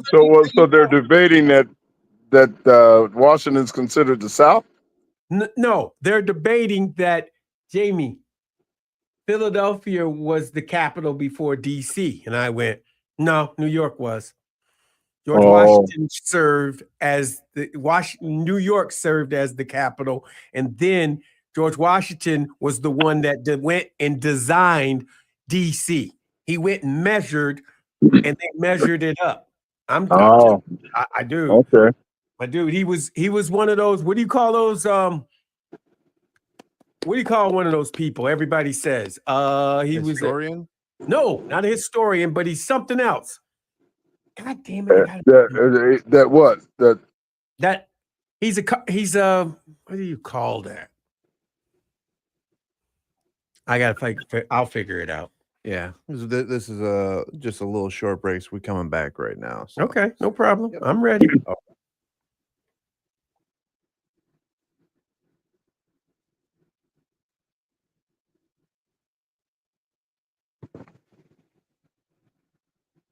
This is the M Zone. And welcome back to the M Zone. Jamie Morris, Matt the Hitman Mizzler, best guy in the Bizzler, and you got Larry Lee, the old center. The OGG. The OGG, that's right, the OGG. The OGG, as he said back on Friday over at Golf on Main. OGG. I'm going to say OGG, OOG, 007, whatever you come up with, just as long as there's an O in it.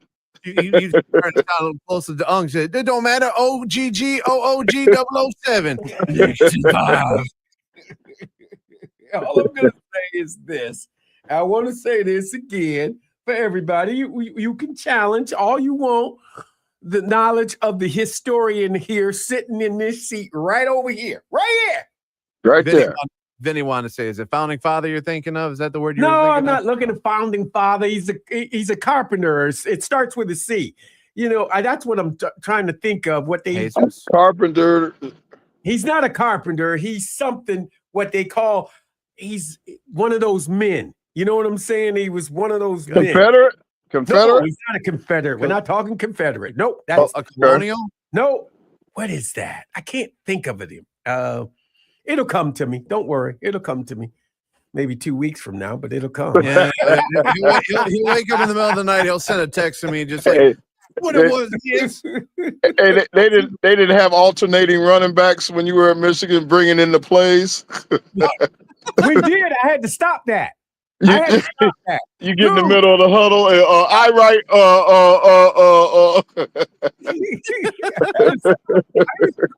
I come in with a play. I would come in with a play, and he said, "Make sure I get the ball." Give me the ball. You know who my quarterback was, right? For 3 years, Jim Who? Harbaugh. Oh, okay. That's all right. Where did Jim go first? The Bears? Jim went. Yeah, he was drafted by the Bears, number Drafted one. by the Bears, right? Yeah. You know, and what's his name? What's the guy's name? The punky QB. McMahon. Jim McMahon. He did not like Jim Harbaugh. He was so Yeah. mean to him when he was drafted. I hated Jim McMahon for that, man. That's for a few years there, I played in Jim's golf tournament. He's a great guy, fun loving guy, man. And you know, the old school, the '85 Bears were something special, man. They were incredible. They were incredible. And speaking of '85 Bears, man, rest in peace, Mongo, man. Just passed away, man. Even though we see each other twice a year and play against each other, Steve McMichael, he was a gentleman's gentleman. But that whole '85 Bear defense, I'm still close with all those guys, man. And our boy Ron Rivera, he's back up, and Wilbur Marshall, and my band actually played Richard Dent's Hall of Fame party in Canton. Wow. And I still talk to Otis Wilson on occasion, and Singletary was a part of that 81 draft, and I don't see much or hear much about the Fridge, but Dan Hampton was another one. Played against Dan when he was at Arkansas, and I was at UCLA, so they had a good.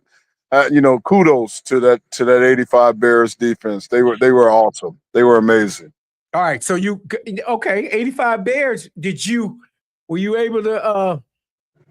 How many sacks did they get on you? You know what? And your offensive line. I'm trying to remember. I don't remember them having like an unbelievable day on us. I do remember a few sacks. I tell you who was the most underrated guy on that defense to me was Wilbur Marshall. Wilbur Marshall was phenomenal. He was but Jamie, those mess talkers. Mm-hmm. This dude talked from the opening kickoff to the last play of the game, and he had one of them high-pitched voices. "No, you can't block me." And I remember going at him and I verbally. Wilbur, just shut up and play some ball. You can't block me. Oh my God, Wilbur, shut up. Yeah, but he was underrated. Now, Otis Wilson they had a solid defense. Otis Wilson and one of my dear friends and one of my best buddies in the world who's gone on now, Todd Bell. You remember Todd Bell? I remember Todd. Yes. Todd and I, you grew up in Dayton and Middletown, and we both were good track guys. I was a shot putter, discus thrower, and he was a world-class triple jumper and high jumper, and we were just best buddies, man. And he went on. Todd died maybe 7-8 years ago or something like that, but he was part of that defense as well, man. So the '85 Bears, man, kudos. They were something else.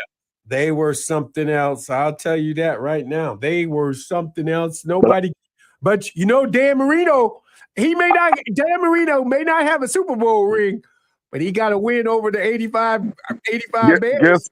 Guess what? Guess who was the left guard in that game? You played that game? I played in that game. That's the year.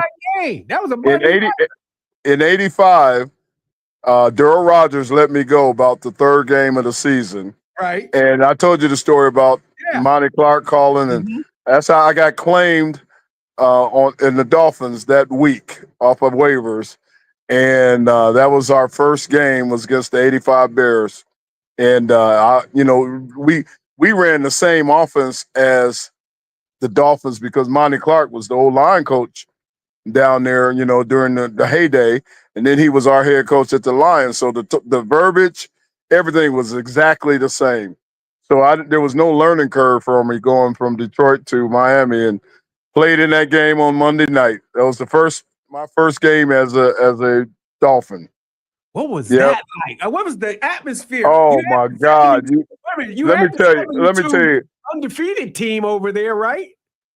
man, the Orange Bowl that night was unbelievable. It was an older stadium, and it was rocking. You could feel. It felt like an earthquake. It was vibrating, and it was crazy, man. And we could do no wrong. But the inside story to that night, man, that was the easiest game plan I ever had in the NFL. Let me tell you, we had our offensive game plan was this. Remember they ran that bear front defense. Yep. That bear defense. Yep. They cover all three. They cover the center. They cover both guards. Yep. Then they got outside linebacker and everything over the tackles. And then, so here was our offense that night. You can ask Marino. They said with the offensive line, you take the first 5 guys that come. Wherever they come from, you take the first 5. Wherever they wherever they come from, y'all take them. Dan, you throw hot from wherever they blitz from. That was the offensive game plan that week. So if we take the first 5 and they got a corner blitz, Dan just threw the ball to the receiver. If they got a safety blitz, Dan just threw the ball to the running back. Wow. I mean, that was the offense. It was throw hot wherever they blitz from, because you can't cover and blitz at the same time. Right? Right. So line, you take the first 5. Dan, you realize the strength, and then throw hot wherever they blitz from. Wow. And you know what? I'll see if I can get Dan on our show one time, and we can talk about that, man. Him or Dwight Stevenson, or I talk to Clayton all the time. So, we'll have some guests on, and we'll bring up some of these old school games. But I was blessed to play in that game. It was my first game as a Miami Dolphin. Dude, that defense was nobody could block them up. The Dolphins did. Nobody else, because he had a quick release. Dan Marino, you get them little feet going. Yep. That was the game. That was the game plan. Dan just threw hot from wherever they blitzed from. And that was basically in the line. You just take the first 5 guys. Dan, you know the strength, wherever our strength is, left or right, and throw hot where they blitz from. And Nat Moore and Duper and Clayton had a great night. All 3 of them got off that night. All 3 of them were playing. They were ball. Yeah. Dude, that was a great game. And you could see the 72 guys going crazy, man. They wanted that. They didn't want that team to. I know. We held, and then I was the other thing. I was the long snapper, so I had to snap field goals and extra points and everything that night, man. And you talk about that humidity and that heat, the ball, that sweat and wet. I was like, man, what a night, man. It was just a great night. And the other thing I remember about that night, our Hall of Fame center, Dwight Stevenson. Mm-hmm. Dwight Stevenson sprained his right shoulder that night. Oh. He starts snapping the ball with his left shoulder. What? His left hand. Yep. And Dwight played that game mostly with one arm. Wow. Dwight Stevenson, I can't begin to give enough praise and accolades to Dwight Stevenson. I'm biased, but he is the best center ever to play in the National Football League. Oh, wow. Okay. Dwight Stevenson was unbelievable. He made a guard's job so easy. And you're talking about the nicest, most humble, laid-back guy, but don't piss him off. If you piss him off, boy, man. I've seen him take nose tackles who were all world, the Joe Kleckos of the world and everything, and make them look like they were childish 8th grade nose tackles. I'm serious. Dwight Stevenson, he had that. There was something about him, his forearms and his arm strength. and his leverage. He was a leverage master. Mm-hmm. He knew when the defensive lineman was off kilter or something, and he just tossed them. Or he knew that all their weight was leaning one way, and he'd take that weight and use it and spin them in a circle. Mm-hmm. Wow. Man, I am Dwight Stevenson was unbelievable, and we'll have him on. He and I are still good friends, and we'll have Dwight Stevenson on in the future. Definitely. That right there, that's just knowledge. Right there, that's just knowledge. Did he wrestle? Was he a wrestler? Yeah, he was all-state wrestler in Alabama. Dwight leverage. He was the leverage king. And Dwight was only 6 foot, 6'1", maybe 250, 255. Mm-hmm. But he'd handle them 300-pound nose tackles, and once again, I use as an example because I got nothing but respect for Joe Klecko, recent Hall of Famer. Mm-hmm. Dwight would make them two hated each other. And the week of the Jet game, whenever we were going to play the Jets, man, don't say 2 words to Dwight because he was in a zone. Game, ain't it? Huh? That's a rivalry game. It was then. You remember Marino's? Oh, I remember. Fake to the ground like he was going to spike it. And right, and then threw it in the end zone and all that. Yeah.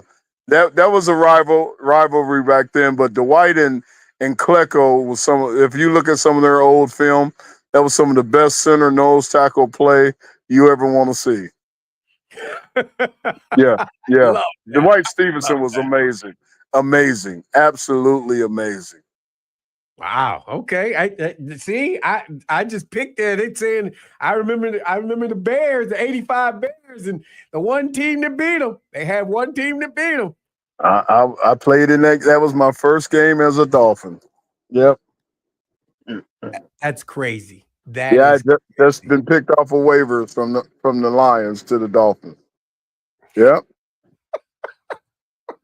little history there. Little history. Wait a minute. You went to a better situation. I did. You know what? And each time I went from one team to the next, I only went to 3. Right. I left the Dolphins and went to the Broncos. Right. And we're in camp one day, and we come in the office, and Shula calls me to the office.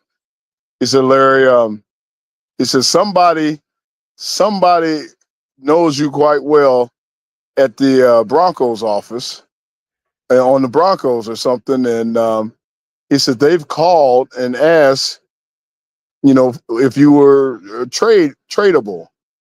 And I said, well, depending, and Shula says, depending on what the cost is. He said, well, Larry, to make a long story short, they gave me a 4th rounder for you, and I'm going to accept it.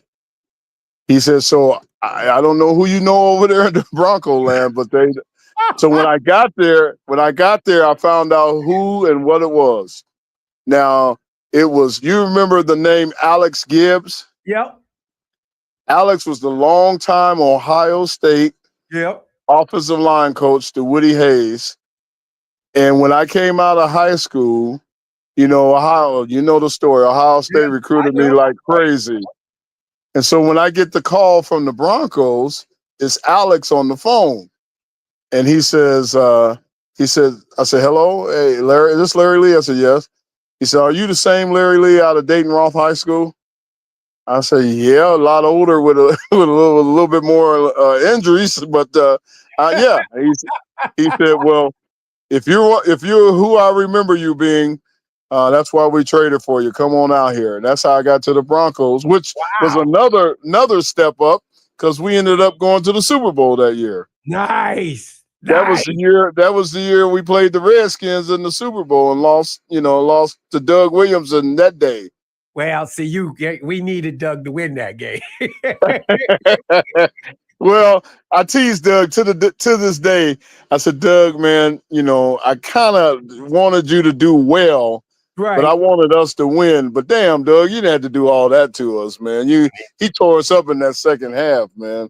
You gotta get some defensive backs. I mean, y'all didn't have no defensive backs. I hate to call out names, but we had one, number 22 he ran like a 5.40, and they found that out. And I don't want to talk about nobody, but man, I love my old teammate Tony Lilly, but Tony had a rough day that day. He had a rough day. Call people out. I don't give no names and no numbers. I don't either. I don't either. So forgive me, Lord. Ricky Sanders I didn't want to do that. Ricky Sanders had a great game. I remember. I was like, wow. Yeah, Ricky went off. Doug got hurt. Remember, we scored the very first play of the game. I We remember threw that. the bomb to Ricky Natil. Yep. And Ricky Natil, we took it in. We went up 10-0. Yep. And then the second quarter, somebody sacked Doug and hurt him. Doug went into the locker room and came back out. And to this day, when I see Doug, I said, Doug, man, what happened in that locker room? Somebody shot you up with kryptonite or something, man. He came out on fire. Jay Schrader was out there. Huh? Doug wasn't having that. No. Jay Schrader was in there. And Doug said, I'm going back in. I'm going back, and Jay was my old college teammate. I played with Jay at UCLA, so yeah. Jay was a freshman or sophomore when I was a senior, but we played together at UCLA. No, that's good. See, that's good talk right there. See, I love that. Miz is like, I don't remember none of those names except for Doug Williams. He don't remember Doug Williams, but he don't remember anybody else. All Doug, man. Well, you guys. You had the Hogs, man. Mark May, Russ Grimm. What was the center's name? What was his name? Good God, I know. Yeah. But anyway, Russ Grimm. Y'all had a great line. Butts was defensive lineman, but it was defensive lineman. Yeah. The O-line there, Rick Walker and Clint Didier was the tight ends, right? Clint Didier, I remember him. Yeah, man, yeah. And then H-back. We didn't have a fullback. We had H-back. Had H-back, right? Exactly. Yeah, and y'all beat us up that day, man. Beat us up bad. Y'all made Doug. Doug needed to. Doug got himself together. He went in that locker room. Yeah. They gave him Dr. Feelgood, made him feel good. Dr. Feelgood. I like that one. I'm going to use that one. Next time I see Doug or talk to Doug, man, tell me about Dr. Feelgood, Doug. Yeah. Feelgood made him feel good. They talk about Doug, we just gave him some pills for his he had to get 2 teeth taken out because he had a bad tooth when he was at the Super Bowl, and they extracted it. Got a root canal, and then he played the same weekend. Wow. Oh, Bostic. Bostic was it was Bostic. Yes, Jeff Bostic. Jeff Bostic was on. Yeah, Bostic. Yeah, yep. Man, that's right. We were on opposite ends of the field. And I never forget that game, man. They had me the week before. I kind of sprained my ankle a little bit, so I didn't start at one of the guards, but they had me as H-back and fullback, and I was the wham the nose, the go in motion and wham, and I'm every short yardage situation I was ready to go in, but we never really got short yardage. They killed us. Man, man, they killed us so bad. I hardly played about 3 or 4 plays. That's when Dexter was like, I'm killing him. Yeah, Dexter came out in our draft. I don't know what rookie that was over there, but Dexter said, I'm killing him. Yeah, who was that? I forget. We had one of your boys, man, one of your Michigan boys, Humphrey, Stephon. Yes, Stephon was over there. Yeah, Stephon was one of the guards in that game, and we had Keith Bishop and Stephon, and it was the big tackle, Dave Studdard was a tackle, and then my boy from Ohio, Ken Lanier. Ken played about 15 years at right tackle for the Broncos. Right. And Ken's kids call me Uncle Larry. My kids call him Uncle Ken. Man, we go back to high school days. Good stuff, man. But that game, Doug Williams went ballistic on us. Wow, that was a real historic football game. We loved it and loved everything about it. It was, I was drafted by that team. That team brought me in. I was like, yeah, I love it. Yeah, and that was the strike year.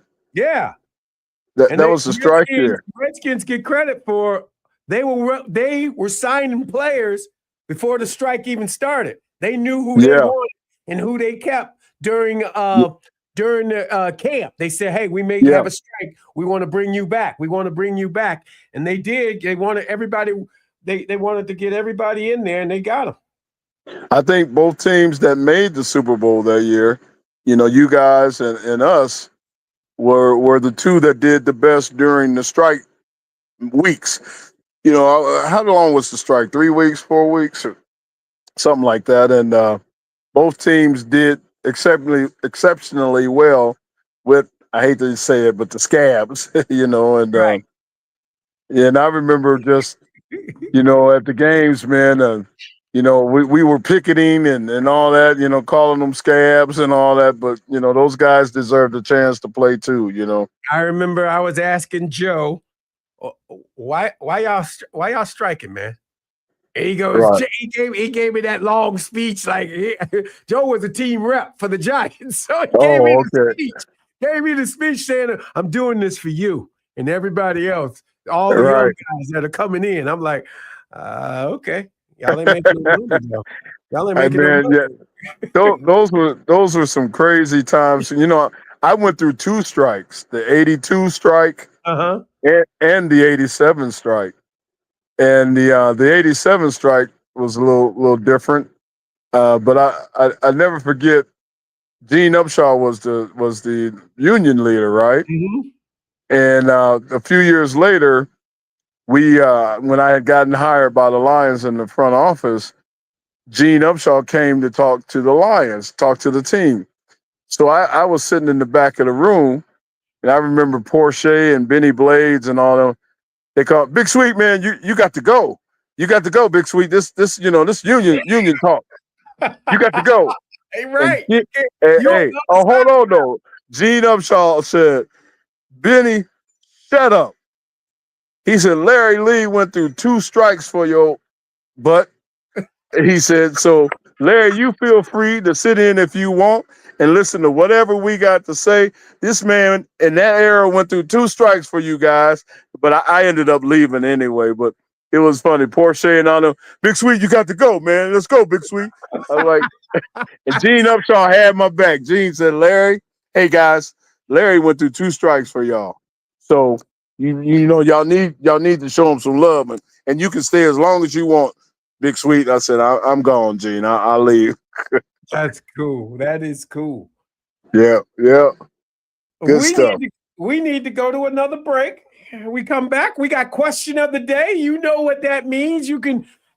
We talked about a number of things. We talked about the Oklahoma City Thunder beating the Indiana Pacers, Indianapolis Pacers. Talked about Hallie playing on that bad calf. Should he have played? Honestly, be honest. Be honest with yourself. We talked about the ump show in Omaha. Oh my goodness! I'm telling you, there was the money was in. Yeah, the money was in. They paid the way he fell on the ground. Come on now. Are you telling me that the LSU fan base that some of those 55,000 jello shots from across the street went to those umpires? That what you're saying, Jay? They did jello shots for the umpires on that one. I ain't lying. I'm not lying. Anything else you want to talk about? We talk about. We get you ready on the other side. You're listening to the M Zone on the Big 1050.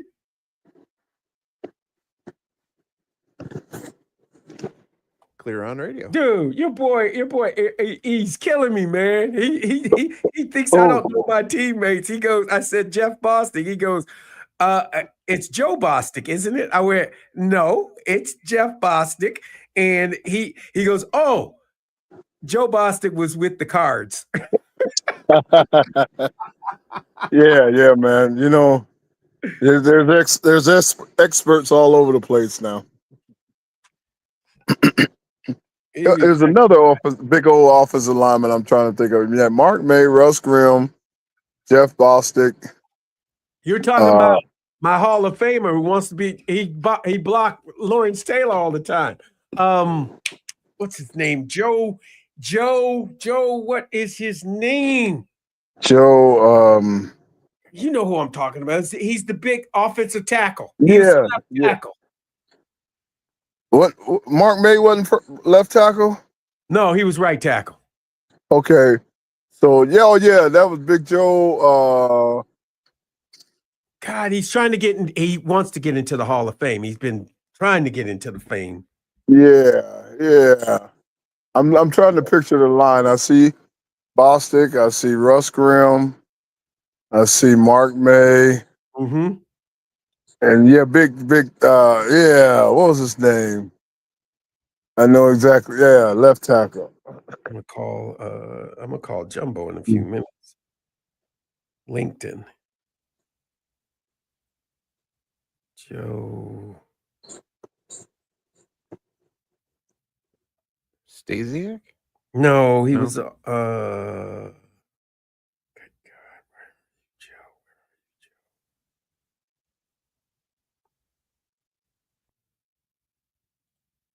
Washington Redskin. Joe Jacoby. Joe Jacoby.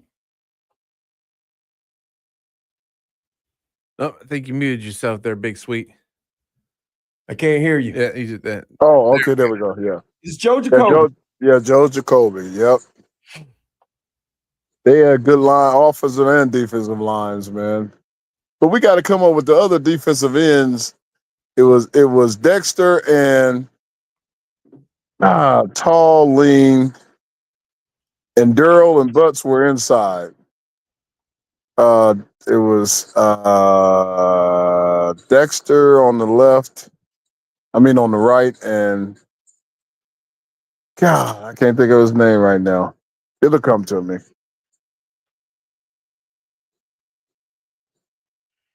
Micah Parsons. Huh? Question of the day, Miz.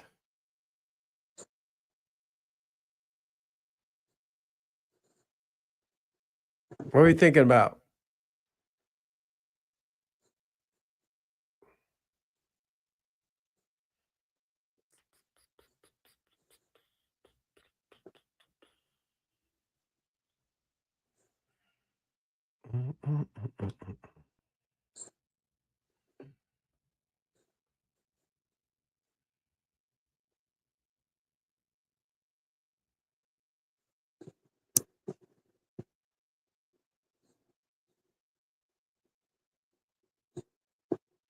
What is that girl got on her head?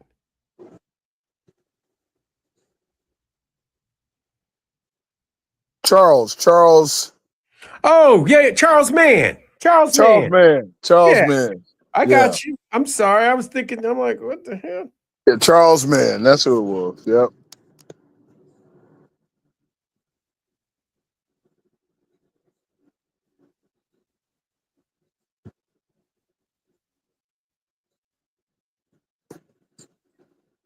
Leanne Hall is running a very good thing.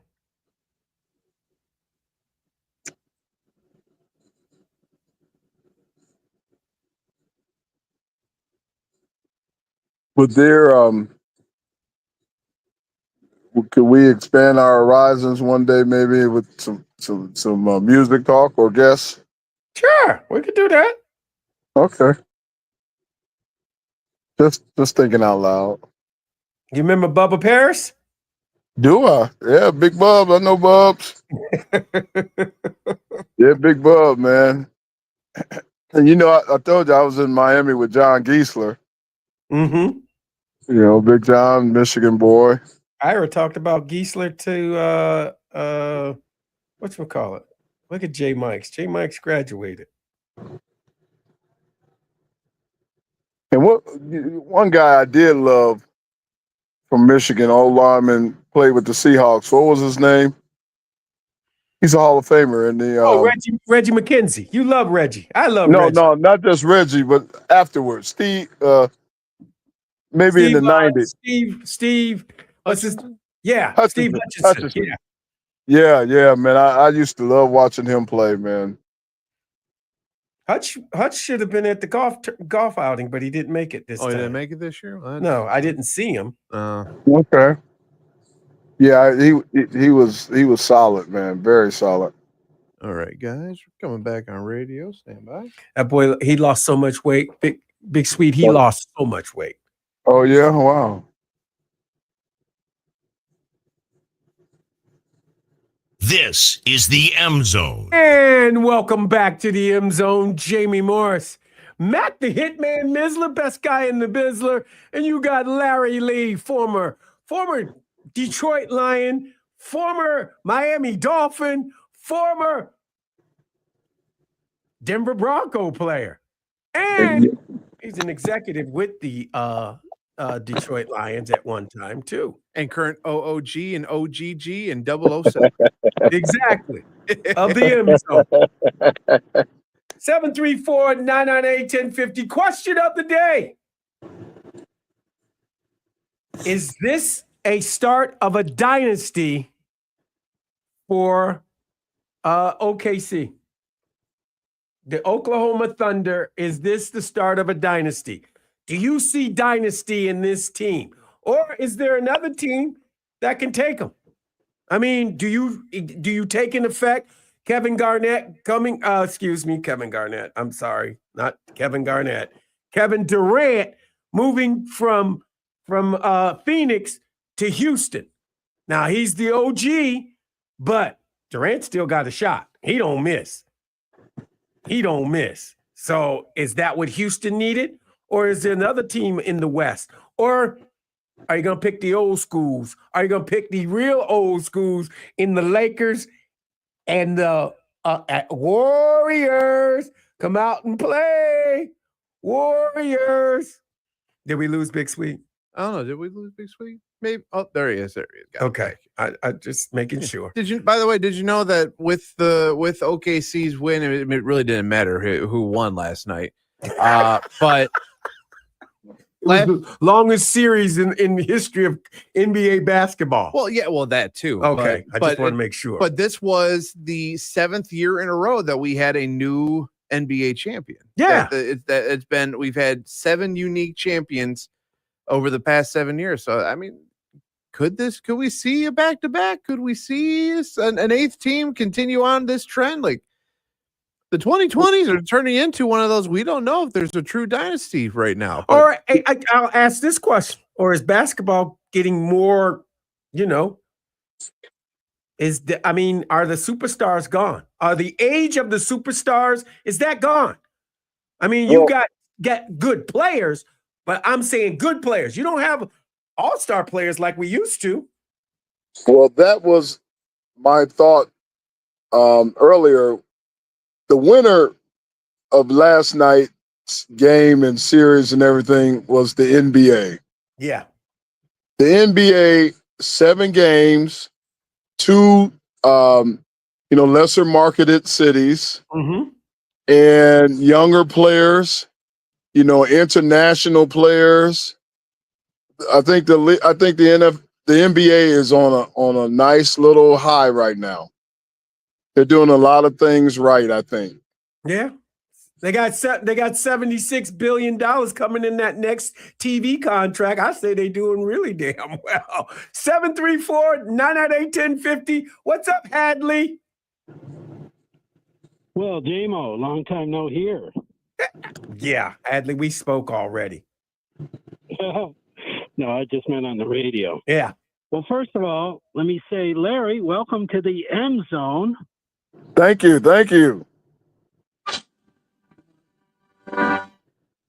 You're going to learn, Larry, over the course of time that you're here, that you're going to hear a lot of different callers, and we're all kind of crazy. So, you're going You're You're the going to have to craziest one. put up with it, and you Well- can blame Jamie for most of this. I can handle it, man. I've been known to be a little crazy myself. Now,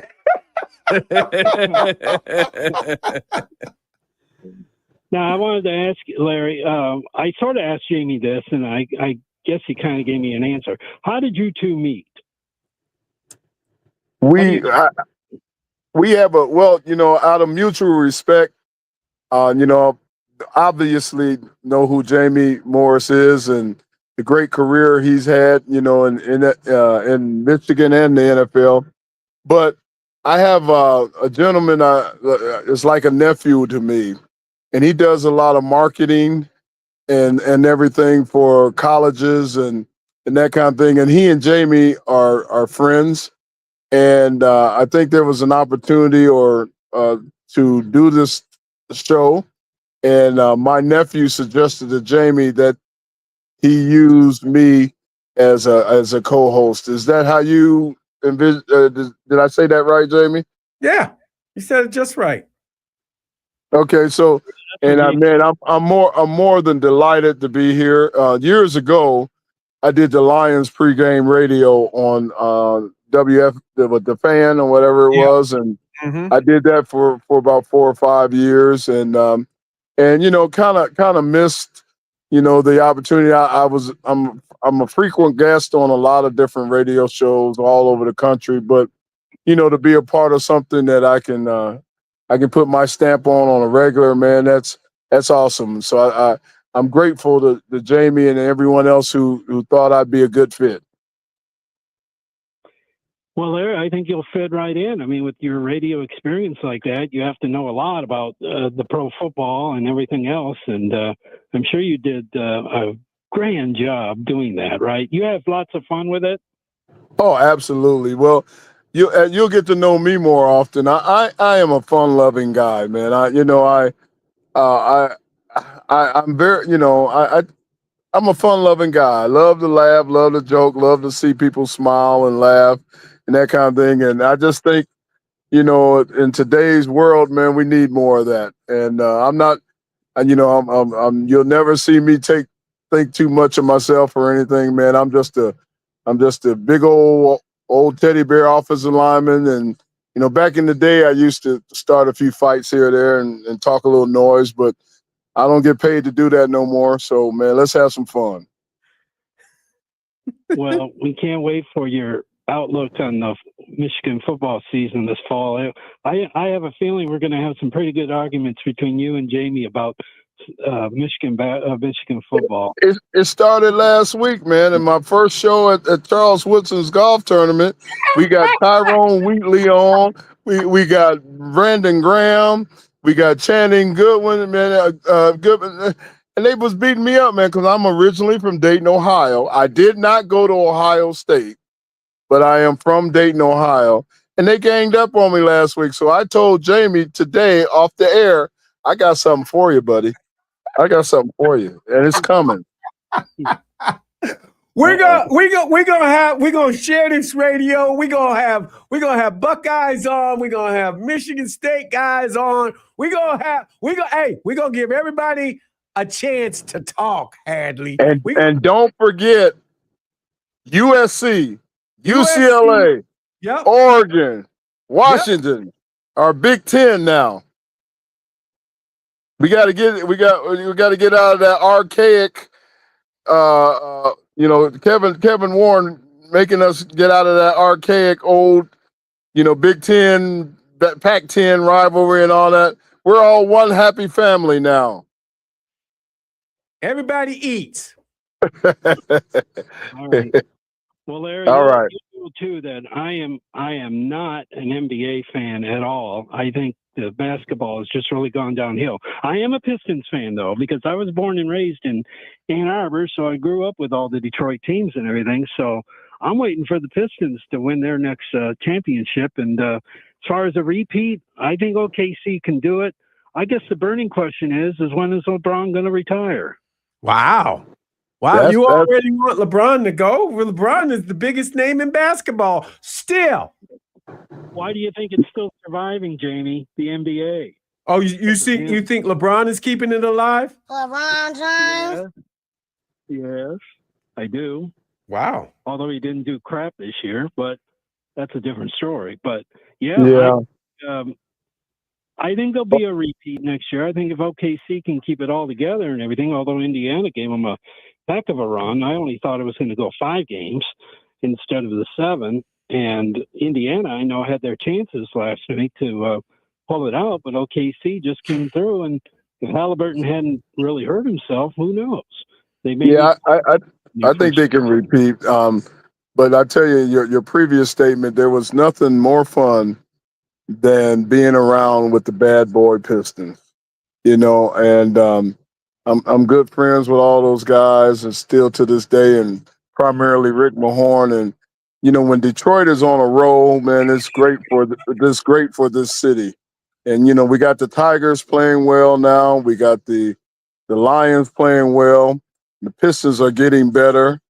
So hopefully, man, if we get some kind of, dual championship or three-peat around here, man, I think it'd be great for the city.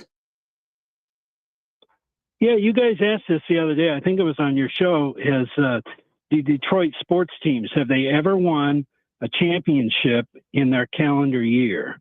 And you probably almost have to go back to the 30s when the Tigers won the World Series. I know the Red Wings won the Stanley Cup. Basketball wasn't around. And football, I don't think they won. Maybe they did, but they didn't really come through until the 50s about winning championships. So I don't think in a calendar year, I don't think the Detroit teams have all won a championship. I don't think so either. But I remember this stat back in the day when I was in the Lions front office, and we were considering, the leaving the Silverdome to the Ford Field move. There was a stat that we had learned: wherever there were 2 new stadiums that went up in a city, that's where the sports teams came back and started to flourish. So when you think about it, Baltimore built the new football place and all of that. There was a few cities where they built at least 2 new professional sports arenas, and that's when that happened. It caused the city and the I think Cleveland was one of them too, with the new stadium and a new basketball arena and everything. So then we had LCA and Ford Field. So Detroit became one of them. But there was a stat back in the day. I remember that stat when they said 2 new stadiums going up in a professional sports town help teams come back. And I don't know if that's still the case these days, but I remember that stat. That's interesting. I didn't know that. So you don't mind the way Detroit is set up now with the stadium situation with the Red Wings and Pistons sharing the same building? Would you rather see them all have all their same old building? Each have their separate? Well, yeah, but look, you got to look at ownership. But the Ilitches owning, what they own, that kind of makes sense. And each team and we, I know the 3 owners or the owners here all respect one another and they're family oriented and the whole 9. So that's a great question, but they, to be run independently and that whole thing, I'm not sure. You could see some, with all the not familiar, but with all the new moves going on with all these various leagues, you might start seeing some interaction between owners. Well, it'll be interesting to see what happens. So welcome to the team there, Larry. We look forward to hearing more great stuff from you. And you got to tell us your story about you and Woody and what happened there. Woody, Coach Hayes, man. We got yeah. Well, last for Miz. Go ahead. Oh, I'm sorry. I was going to say one last question for Miz. We need to know who won the Jello Shot competition in the College World Series. We'll talk to you tomorrow. Miz. Oh, I'm glad he asked about that. I'm glad he asked about that too. Yeah. How about I've got the final tally number from yesterday, actually. So give me 1 second here. So I guess down in Omaha, they have a place where they have Jello shots, and the people who take the Jello shots, they donate money to charities in Omaha, and it's the schools that come with their fan bases, and they order Jello shots. Well, needless to say, LSU was running roughshod over everybody. I'm just letting you know. Yeah, it wasn't even close. So the final tally came up from yesterday afternoon. They gave their last night, actually. 10-18 was the final numbers they came up with. The lowest one on the totem pole, Larry, I hate to say it, it's your alma mater, UCLA. They only bought a total of 1,655 they really didn't have a That's good. There's a lot of education going on out there. We don't do much drinking. There's a lot of education there. But the top dog, not a surprise, once again, doing it again, the second time in 3 years. It's those Bayou Bengals, LSU buying a total of 52,390 Jello shots. Wow. And of course, they'll obviously multiply it by 5, the total of the Jello shots, and a portion of that will go back to one of the food pantries in Baton Rouge. Wow. Now, That's incredible. The athletes don't get none of that, do they? No. The athletes not involved in that apparatus. Well, it also helped that you had Levy Dunn out there buying the Jello shots. Same with Paul Skeens when they had off days. Right. Okay. How about that? Well, now if they would have had something like asparagus shots or something, UCLA might have led in that. They don't do it. They're health conscious out there in Los Angeles. Well, that is right. Yeah, you guys are on that health kick. I mean, if you'd had avocado shots or something, they might have led. I had avocado yesterday. I had man. You and my wife. My wife is the biggest avocado. I can't stand it. My wife loves avocado. Big Sweet is good for you, though. I know. Not everything should be consumed, but avocado should be consumed on a daily basis. That's what she says. Yeah, I hear you. I'm just letting you know. I mean, it's good for you and different things like that. And eggs are good for you. Yes, sir. Yes, sir. Miz, you an avocado guy? I can't say that I am. Anytime I've had anything avocado-wise, it's been like guacamole, and for me, I got to have a bunch of I can do guacamole, but just to do avocado itself, I'm weird like that, man. That's like strawberries. I like everything strawberry but the fruit. You don't like strawberries eating regular strawberries? No, sir. What? Is it the seeds? I'll eat strawberry shortcake. I'll eat strawberry ice cream, strawberry milkshake, strawberry this, but I cannot bite a strawberry. Really? I'm weird like that. Strawberries. I don't know. It's the pits or something, man. I don't know. I don't know. It's the texture. Well, texture I can understand. I was going to say sometimes you get some good sweet ones, and sometimes they just end up being tart. Like you never get a good solid bundle when you go to the store. I got to ask you a question. Do you like watermelon? Yes. Okay. Yes, I do. I do like watermelon. Yes. It's hard for me to get good watermelon. You know what I'm saying? It is. My watermelon got to be sweet. Me too. Mine and cold. Now, I got a brother. I got 3 brothers. But my brother Larry likes to put salt on his watermelon. I never understood that. I don't understand it either. I don't get it, but he just sprinkles salt on the watermelon. I know. I got some family members like that, and I'm like, that's ruining the taste. Right. I'm like, what are you doing? I guess they say it's a sweet and sour thing. I guess. I don't know about that. I don't either. So no, watermelon. Man, growing up, man, me and my dad would bring home a watermelon, slice it down the middle. He'd take one half, I'd take the other half. I gotta ask you this. You're a big fella. That's you earned that right. But I gotta ask you this. Are you eating the seeds, swallowing the seeds, or are you spitting them out? Spit them out. I see. I just swallow them down. I didn't believe that wise tale that it was going to grow in my stomach and all that. Don't tell me that, Jamie. What? I'm just Now, saying. what? Now, when you have an extraction larger than normal, because you're growing watermelons in your gut. Growing watermelon. You ain't growing. You ain't. First of all, if you got soil down in your belly, you got a problem. You ain't got a problem with a plant. You got a problem with your problem. Yeah, I do. Nothing like an ice cold. Like today would be great for an ice cold It watermelon. would be wonderful. And I do seedless now too. Do you like the yellow watermelon or do you like the red watermelon? No, I'm old school, man. Gotta be red. I like the yellow, man. I can't. If I could get a blue one, it'd be even better. No, man. Oh, God. Oh, Lord. Hail to the watermelons. Yeah. No.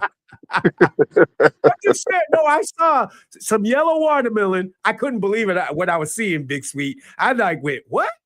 And I ate it. It was good. It was good. So if you could, you would have maize and blue watermelon. I really would. I'm not gonna lie to you. It'd be good. I'm just and it's not because of the colors. I'm not saying because of the colors. The yellow watermelon is really good. I'm sure the blue watermelon would be even better. You know what they say: the darker the bread is the berry, the sweeter the juice, baby. Yeah, well, you kind of got me on that one. I guess I got to go along with that one. What'd you say? What'd you say, man? I was gonna say, does that same philosophy still work with watermelon like it does berries? Yeah, watermelon is a berry, isn't it? It grows on a vine. I guess you're true. I guess I'm it's just true. I've saying, noticed it that sweeter does. Think watermelon about is it. darker. Where You're y'all right. think watermelons come from? So is watermelon your favorite fruit?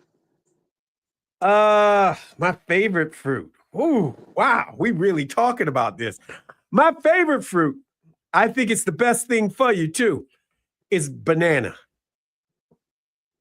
Yeah. Banana well, is good for you when you looking for a snack, but you don't know what you want.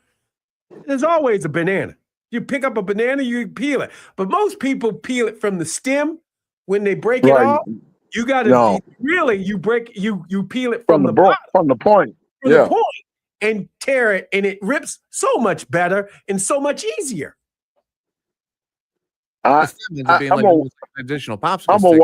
I'm a watermelon guy. I think I remember back in the day, when I had to lose weight and get ready for camp and all that stuff. I remember reading this article where Muhammad Ali, to get ready for fights, he would let Ali influence you. He would eat watermelon and popcorn. And so every year he said, because the popcorn, you can eat a lot and it fills you up and fewer calories, and the watermelon gives you that you're not hydrated, so every year before training camp, I would go on a watermelon popcorn diet, and I get my weight down and work out and everything and stay hydrated through the watermelon. But now I got to be careful, because I'm an older guy and, I got my A1C under control and all that. But, I can't down it like I used to. But I got you. Yeah, nothing like a good cold watermelon, man. We need to go to a break. When we come back, we got more time and we got talk. Hey, the phone lines are open. You're listening to the M Zone on the Big 1050. We're on radio. Say that again? No, he said we're clear on the radio. Oh, okay. Got to charge my headphone. Got to charge my. Yeah, I had to plug my phone in. So Hadley's a regular. Huh? Hadley is a regular, and the next guy that's going to be on is a regular too. Gotcha.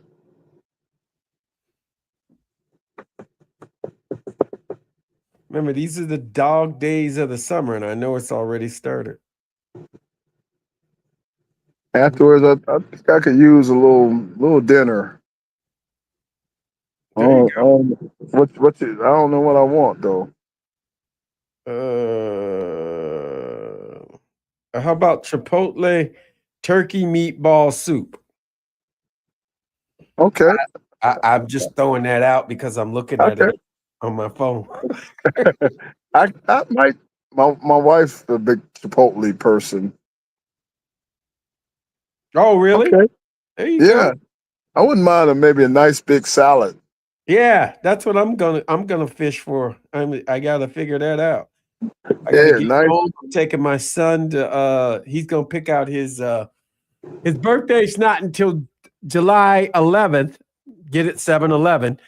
But we're gonna get him a bike, and I'm gonna go measure him, Oh, send him on his awesome. bike and everything like that. Oh, great. Yeah. How old is he? He'll be 5 his birthday. Oh, great. That's awesome.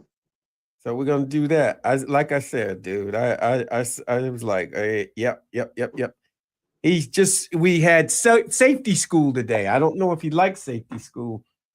It's an introduction to, all the things that you could see at school. You see policemen there, you see school buses there, you see all of those things. So they prep the kids.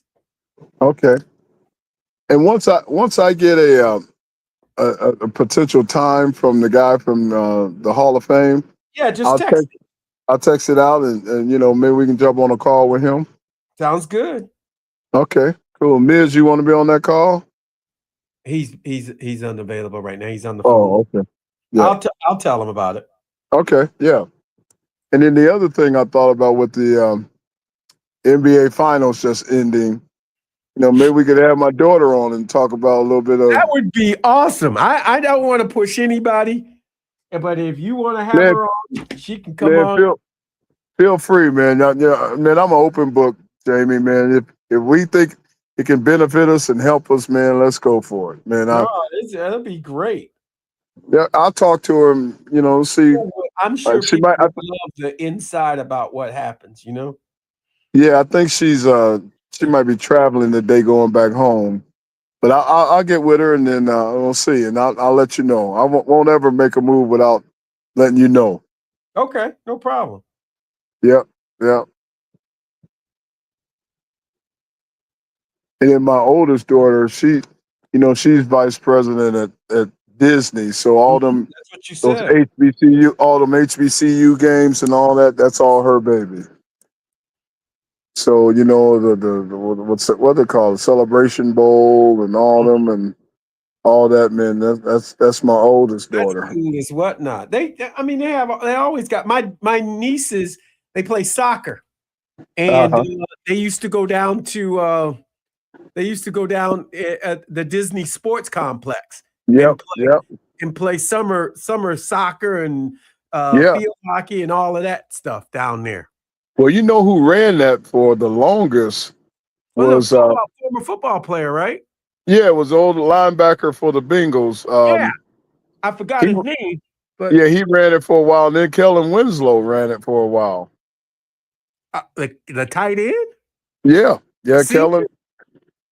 Kellen Senior. He ran it for a while down there. Yep. And I'm still close. Kellen's in Michigan. We can have Kellen on Senior. Dude, I'd love to do that. That he was a hero going down. I don't know if you was on that team, but that was the greatest playoff. Oh, that was good. That was against San Diego. San Diego and who was it? Playoff game against the Chargers. Chargers, yeah. What was the Chargers against? Yeah, when the Chargers went to the went to the coldest place. They went from the hottest to Cincinnati and froze. And they had to carry him off the field and the whole nine. Yeah. I remember that, man. Come on. I think last I talked to Kellen, he was president or of one of the college Schoolcraft college, or he's in the area. Yeah, I know where Schoolcraft is. If he's in here, I'll reach out to him and see how soon I can get him on. Okay. All right, guys. Yeah, but he's in the area. One of them schools, Schoolcraft or One of those. He's the president of the university. Wow. Okay. That's awesome. Yeah. All right, guys, we're coming back on radio, so stand by. Okay. And obviously, Jamie, you see Philly is on hold. So I see that. okay. I got him. All right.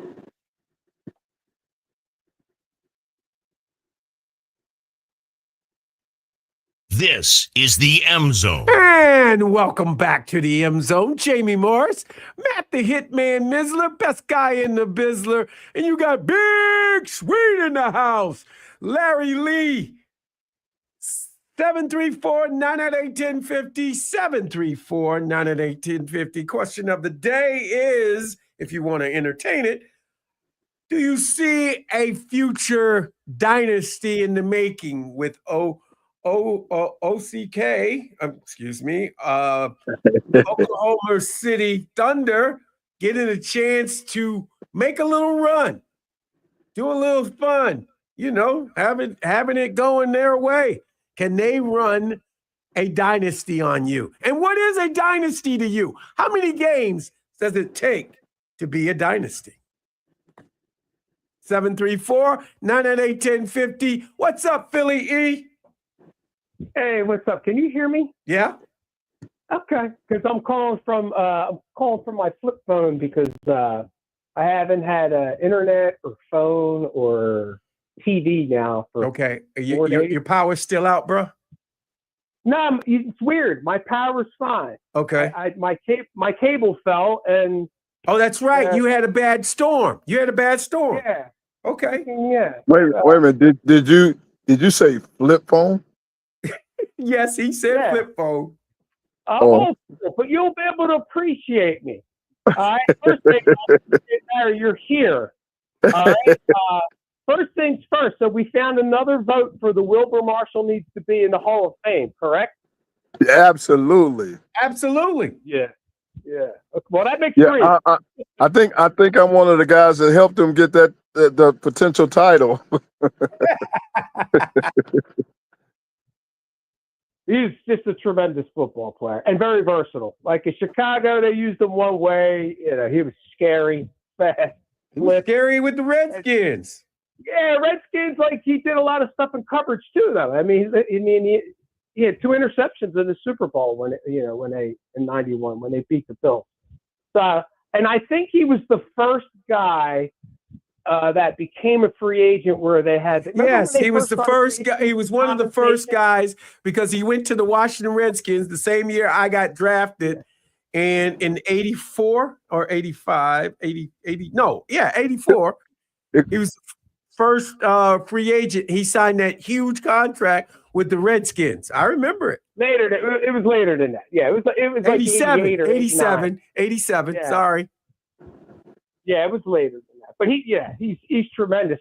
But Larry, I got to say that's not the first time Doug Williams got you. It's not the first time. When was the first time?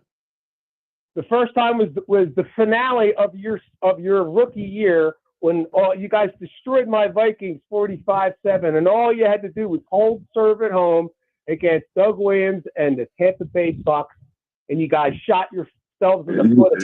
Oh yeah, man, boy, you know what? You are so right. And you know what? Kevin House. 85 yards out the door. Yes. Oh man, you had to bring. I forgot about that. I had forgot. You're right. The Tampa Bay Buccaneers beat us the last game in the Silverdome. Oh man, that's bad. That's bad karma right there. I'm mad now. Here's the thing, though. It could have got ugly for you because if you remember, you guys beat the Cowboys when you had like 15 guys on the field.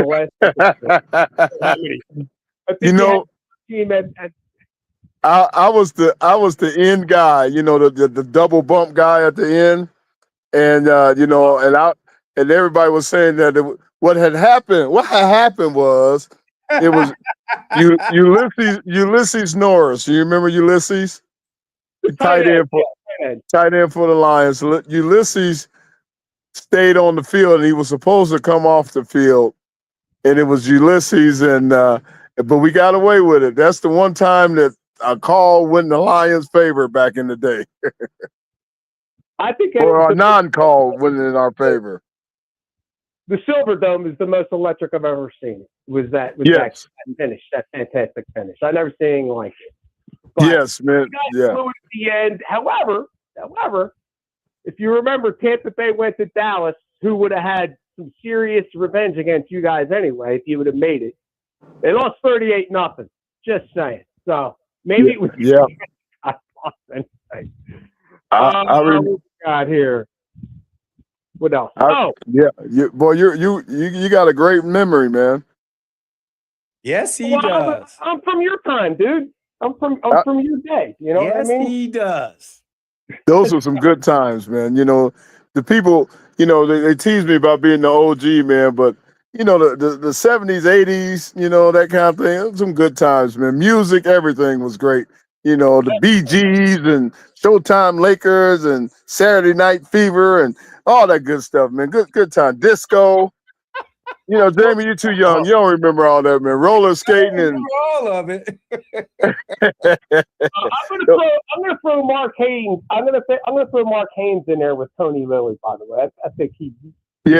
Mark. Okay. Yeah, Mark our defensive backfield had a rough day that day. The only, you know, and we had Dennis Smith, who, you know, Dennis. Now talking about another guy that should be in the Hall of Fame is Dennis Smith, one of the best safeties around during that time.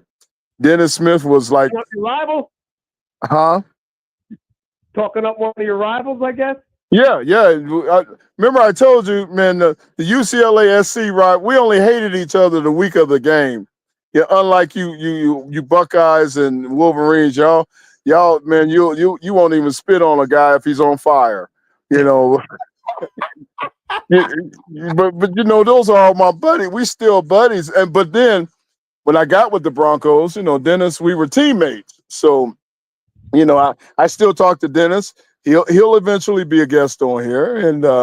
But Dennis was one. He's the one that started that. Not started it, but the hard hitting safety kind of thing. It was Ronnie Lott, Ken Easley, Dennis Smith.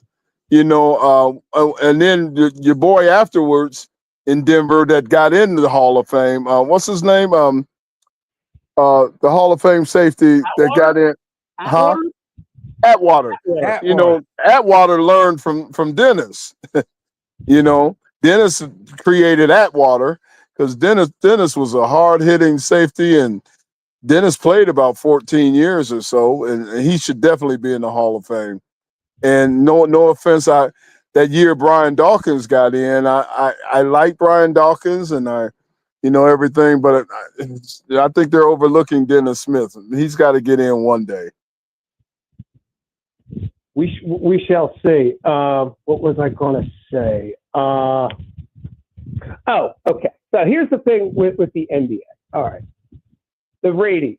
Yeah. First of all, I think part of the reason is college basketball. We don't know these guys.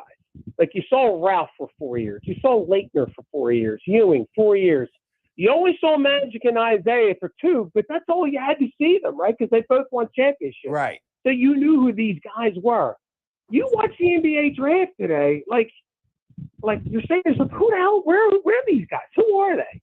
So college basketball has had a negative effect. The way it is now, it's had a negative effect on the NBA in terms of guys aren't there 4 years. You don't know where the hell these guys come from. And it's going to take a couple years in the NBA for you to realize this guy needs to make a name for himself because, you know, he's been doing well for. Does it take 4? I mean, does it take 4 years, Philly E? Or maybe you can do 2 to 3. Well, I mean, I mean, Philly, if you don't mind me interjecting, no, because this was your point, actually. Yeah, because I see where Philly is coming from here. Because honestly, I mean, and you and I've kind of joked, but at the same time, I was completely serious. I had no idea that SGA has been the league for as long as he has been. Right. I thought he was a homegrown drafted by OKC or was just some guy that they, raised up in the G League kind of thing like that. But he's been in for what, 6-7 seasons I'm now. going to be honest with you. I didn't know he was from Kentucky. Right. Neither did I. I didn't know that. I mean, I didn't know that he was originally drafted by Charlotte, was traded to the Clippers, was there for a couple of years, but was mostly kind of a bench player, kind of learning a little bit. And then when he got traded to OKC, learned under Chris Paul, where Right. he kind of developed his craft and became more and more of a star. Mm-hmm. The thing that kind of and Philly, this is the one part that I think where you're trying to get at too, is that the highlighting and shining a spotlight on the stars of the NBA. They're not willing to let that same limelight get spread around to other players. It's been, You just made my next point. right. The limelight has been shined on LeBron James for 20 plus years. The light is starting to kind of fizzle away, but it's going to guys that have been in the league just as long. Luka may not have the same eye appeal as LeBron James, but he's going to one of the biggest markets in basketball today. They're trying to highlight Victor Wembanyama. They tried to do the same thing with That's the with worst Greek move. Freak. That's the worst move they can do, because you got to be homegrown for people to love you. You've got to find a way to highlight some of these guys from other franchises. Like I said back in the first segment, I didn't know who the hell Jalen Williams was, especially from that AT&T commercial. Like I said, I knew Chet. I kind of figured that was SGA in the beginning, but I don't know who the third guy was. I'm like, who's this guy wearing the same outfit as these two? Like, who is this? Well, I think part of not knowing them as well is because we're getting more and more international players that are playing overseas, and we don't see their progress. You know, we don't see what they do overseas. Yeah, I mean, like I said, I mean, Luka is probably the more premier, international player. I mean, between Luka, Joker, and the Greek Freak, Antetokounmpo. Those are probably the big three international players. But again, they're just not. They're not really as highlighted because everyone thinks of three letters: LBJ, LeBron James. That's about it. But when he retires, who's gonna try to take that? Who's gonna try to take that shine? Who's gonna be the face of the league? I think. I'm sorry. Go ahead. No, wasn't that part of the debate this year? What's my man up in Minnesota that they want to try to make the face of the league? And he don't want to be the face of the NBA. Yeah, I think a lot of that had to do with he got humbled in the Olympics, is I think what it was. He just went, man, I'm not it. I don't think I'm ready for that shine yet. But you can tell he's got swagger. But like I think I told Jamie this a few weeks ago, that we're at a point now that when LeBron, decides to hang up the sneakers and call it a career, it's going to have to be a multitude of players that are going to have to carry the association going forward, because I don't really think there is put a stamp on it. Yes, he is a superstar. He is going to be the face of the league kind of thing. I don't think that's going to be it. You're going to have 5-6 guys that are going to be the ones that are going to be must-see TV kind of thing, right. You know? It's just going to take some time. No, Anthony Edwards, they try to shove him down your throat. He plays in Minnesota. He hasn't won anything. I don't even think he's a complete player. It's either a three-point shot or it's a dunk. He has no mid-range game, and you need that mid-range game if you want to close games out like Jordan. You just need that. I mean, that was, like I said, that was the foundation of his game. Those big shots come at the mid-range when you beat the Cleveland Cavaliers or the Jazz. He doesn't have that to his game yet, and he's going to have to develop that. Listen, it's a lot of it is ESPN's fault. They shoved LeBron, Steph, Draymond, Luka trades, Durant. I mean, they just have their usual narratives. And Jamie, we already talked about this. Right. They missed the narrative with Cleveland, and they missed the story of OKC.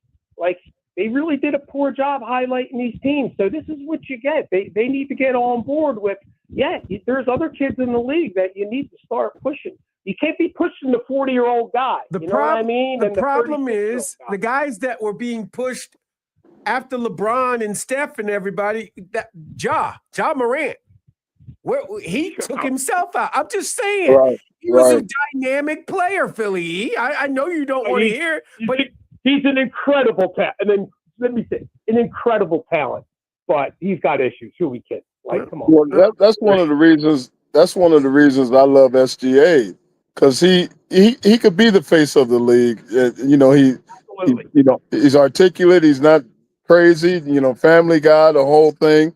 And I think the NBA might have some kind of a personality problem right now in finding that guy. You know, there's no more Tim Duncans running around the NBA.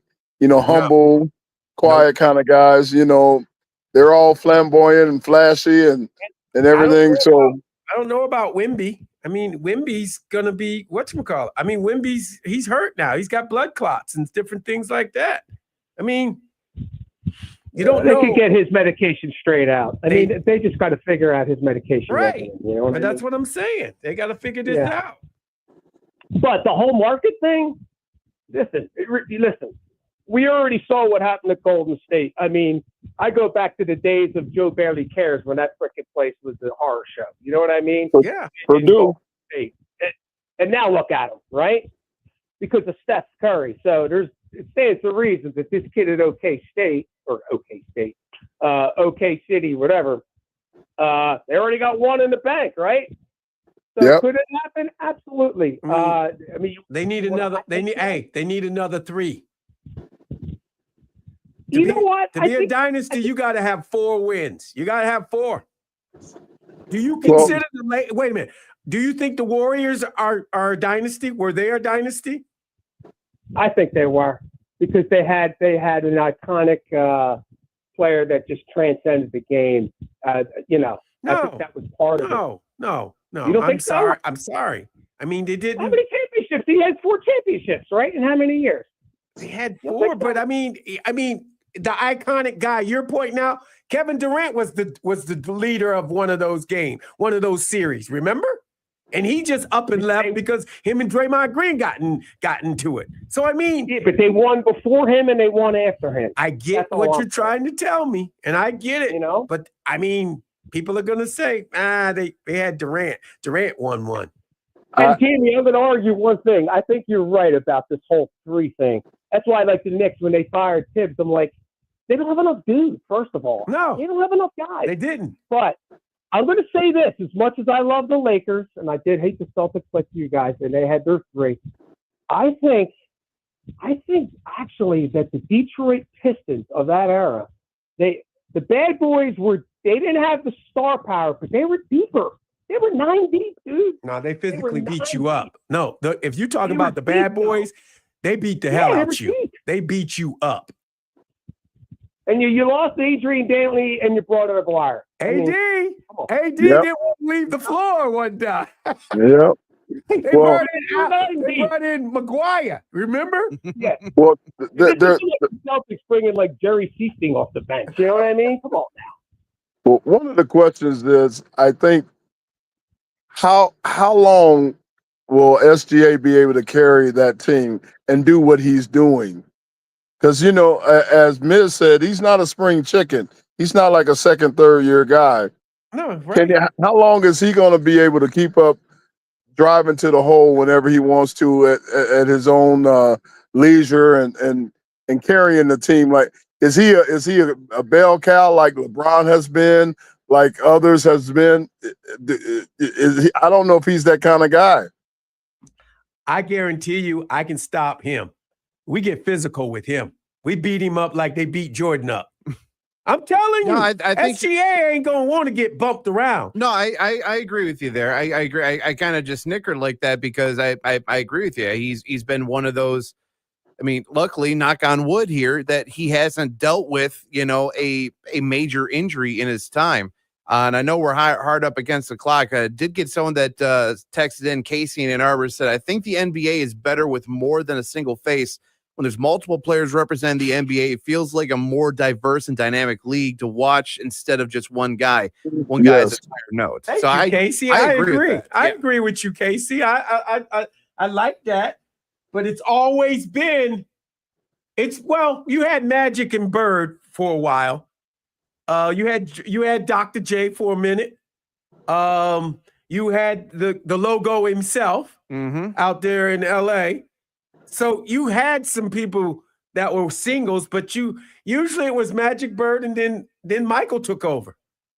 and Michael Latin, and he's still lasting. Everybody's still buying Air Jordans. We got to go now. You've been listening to the M Zone on the Big 1050.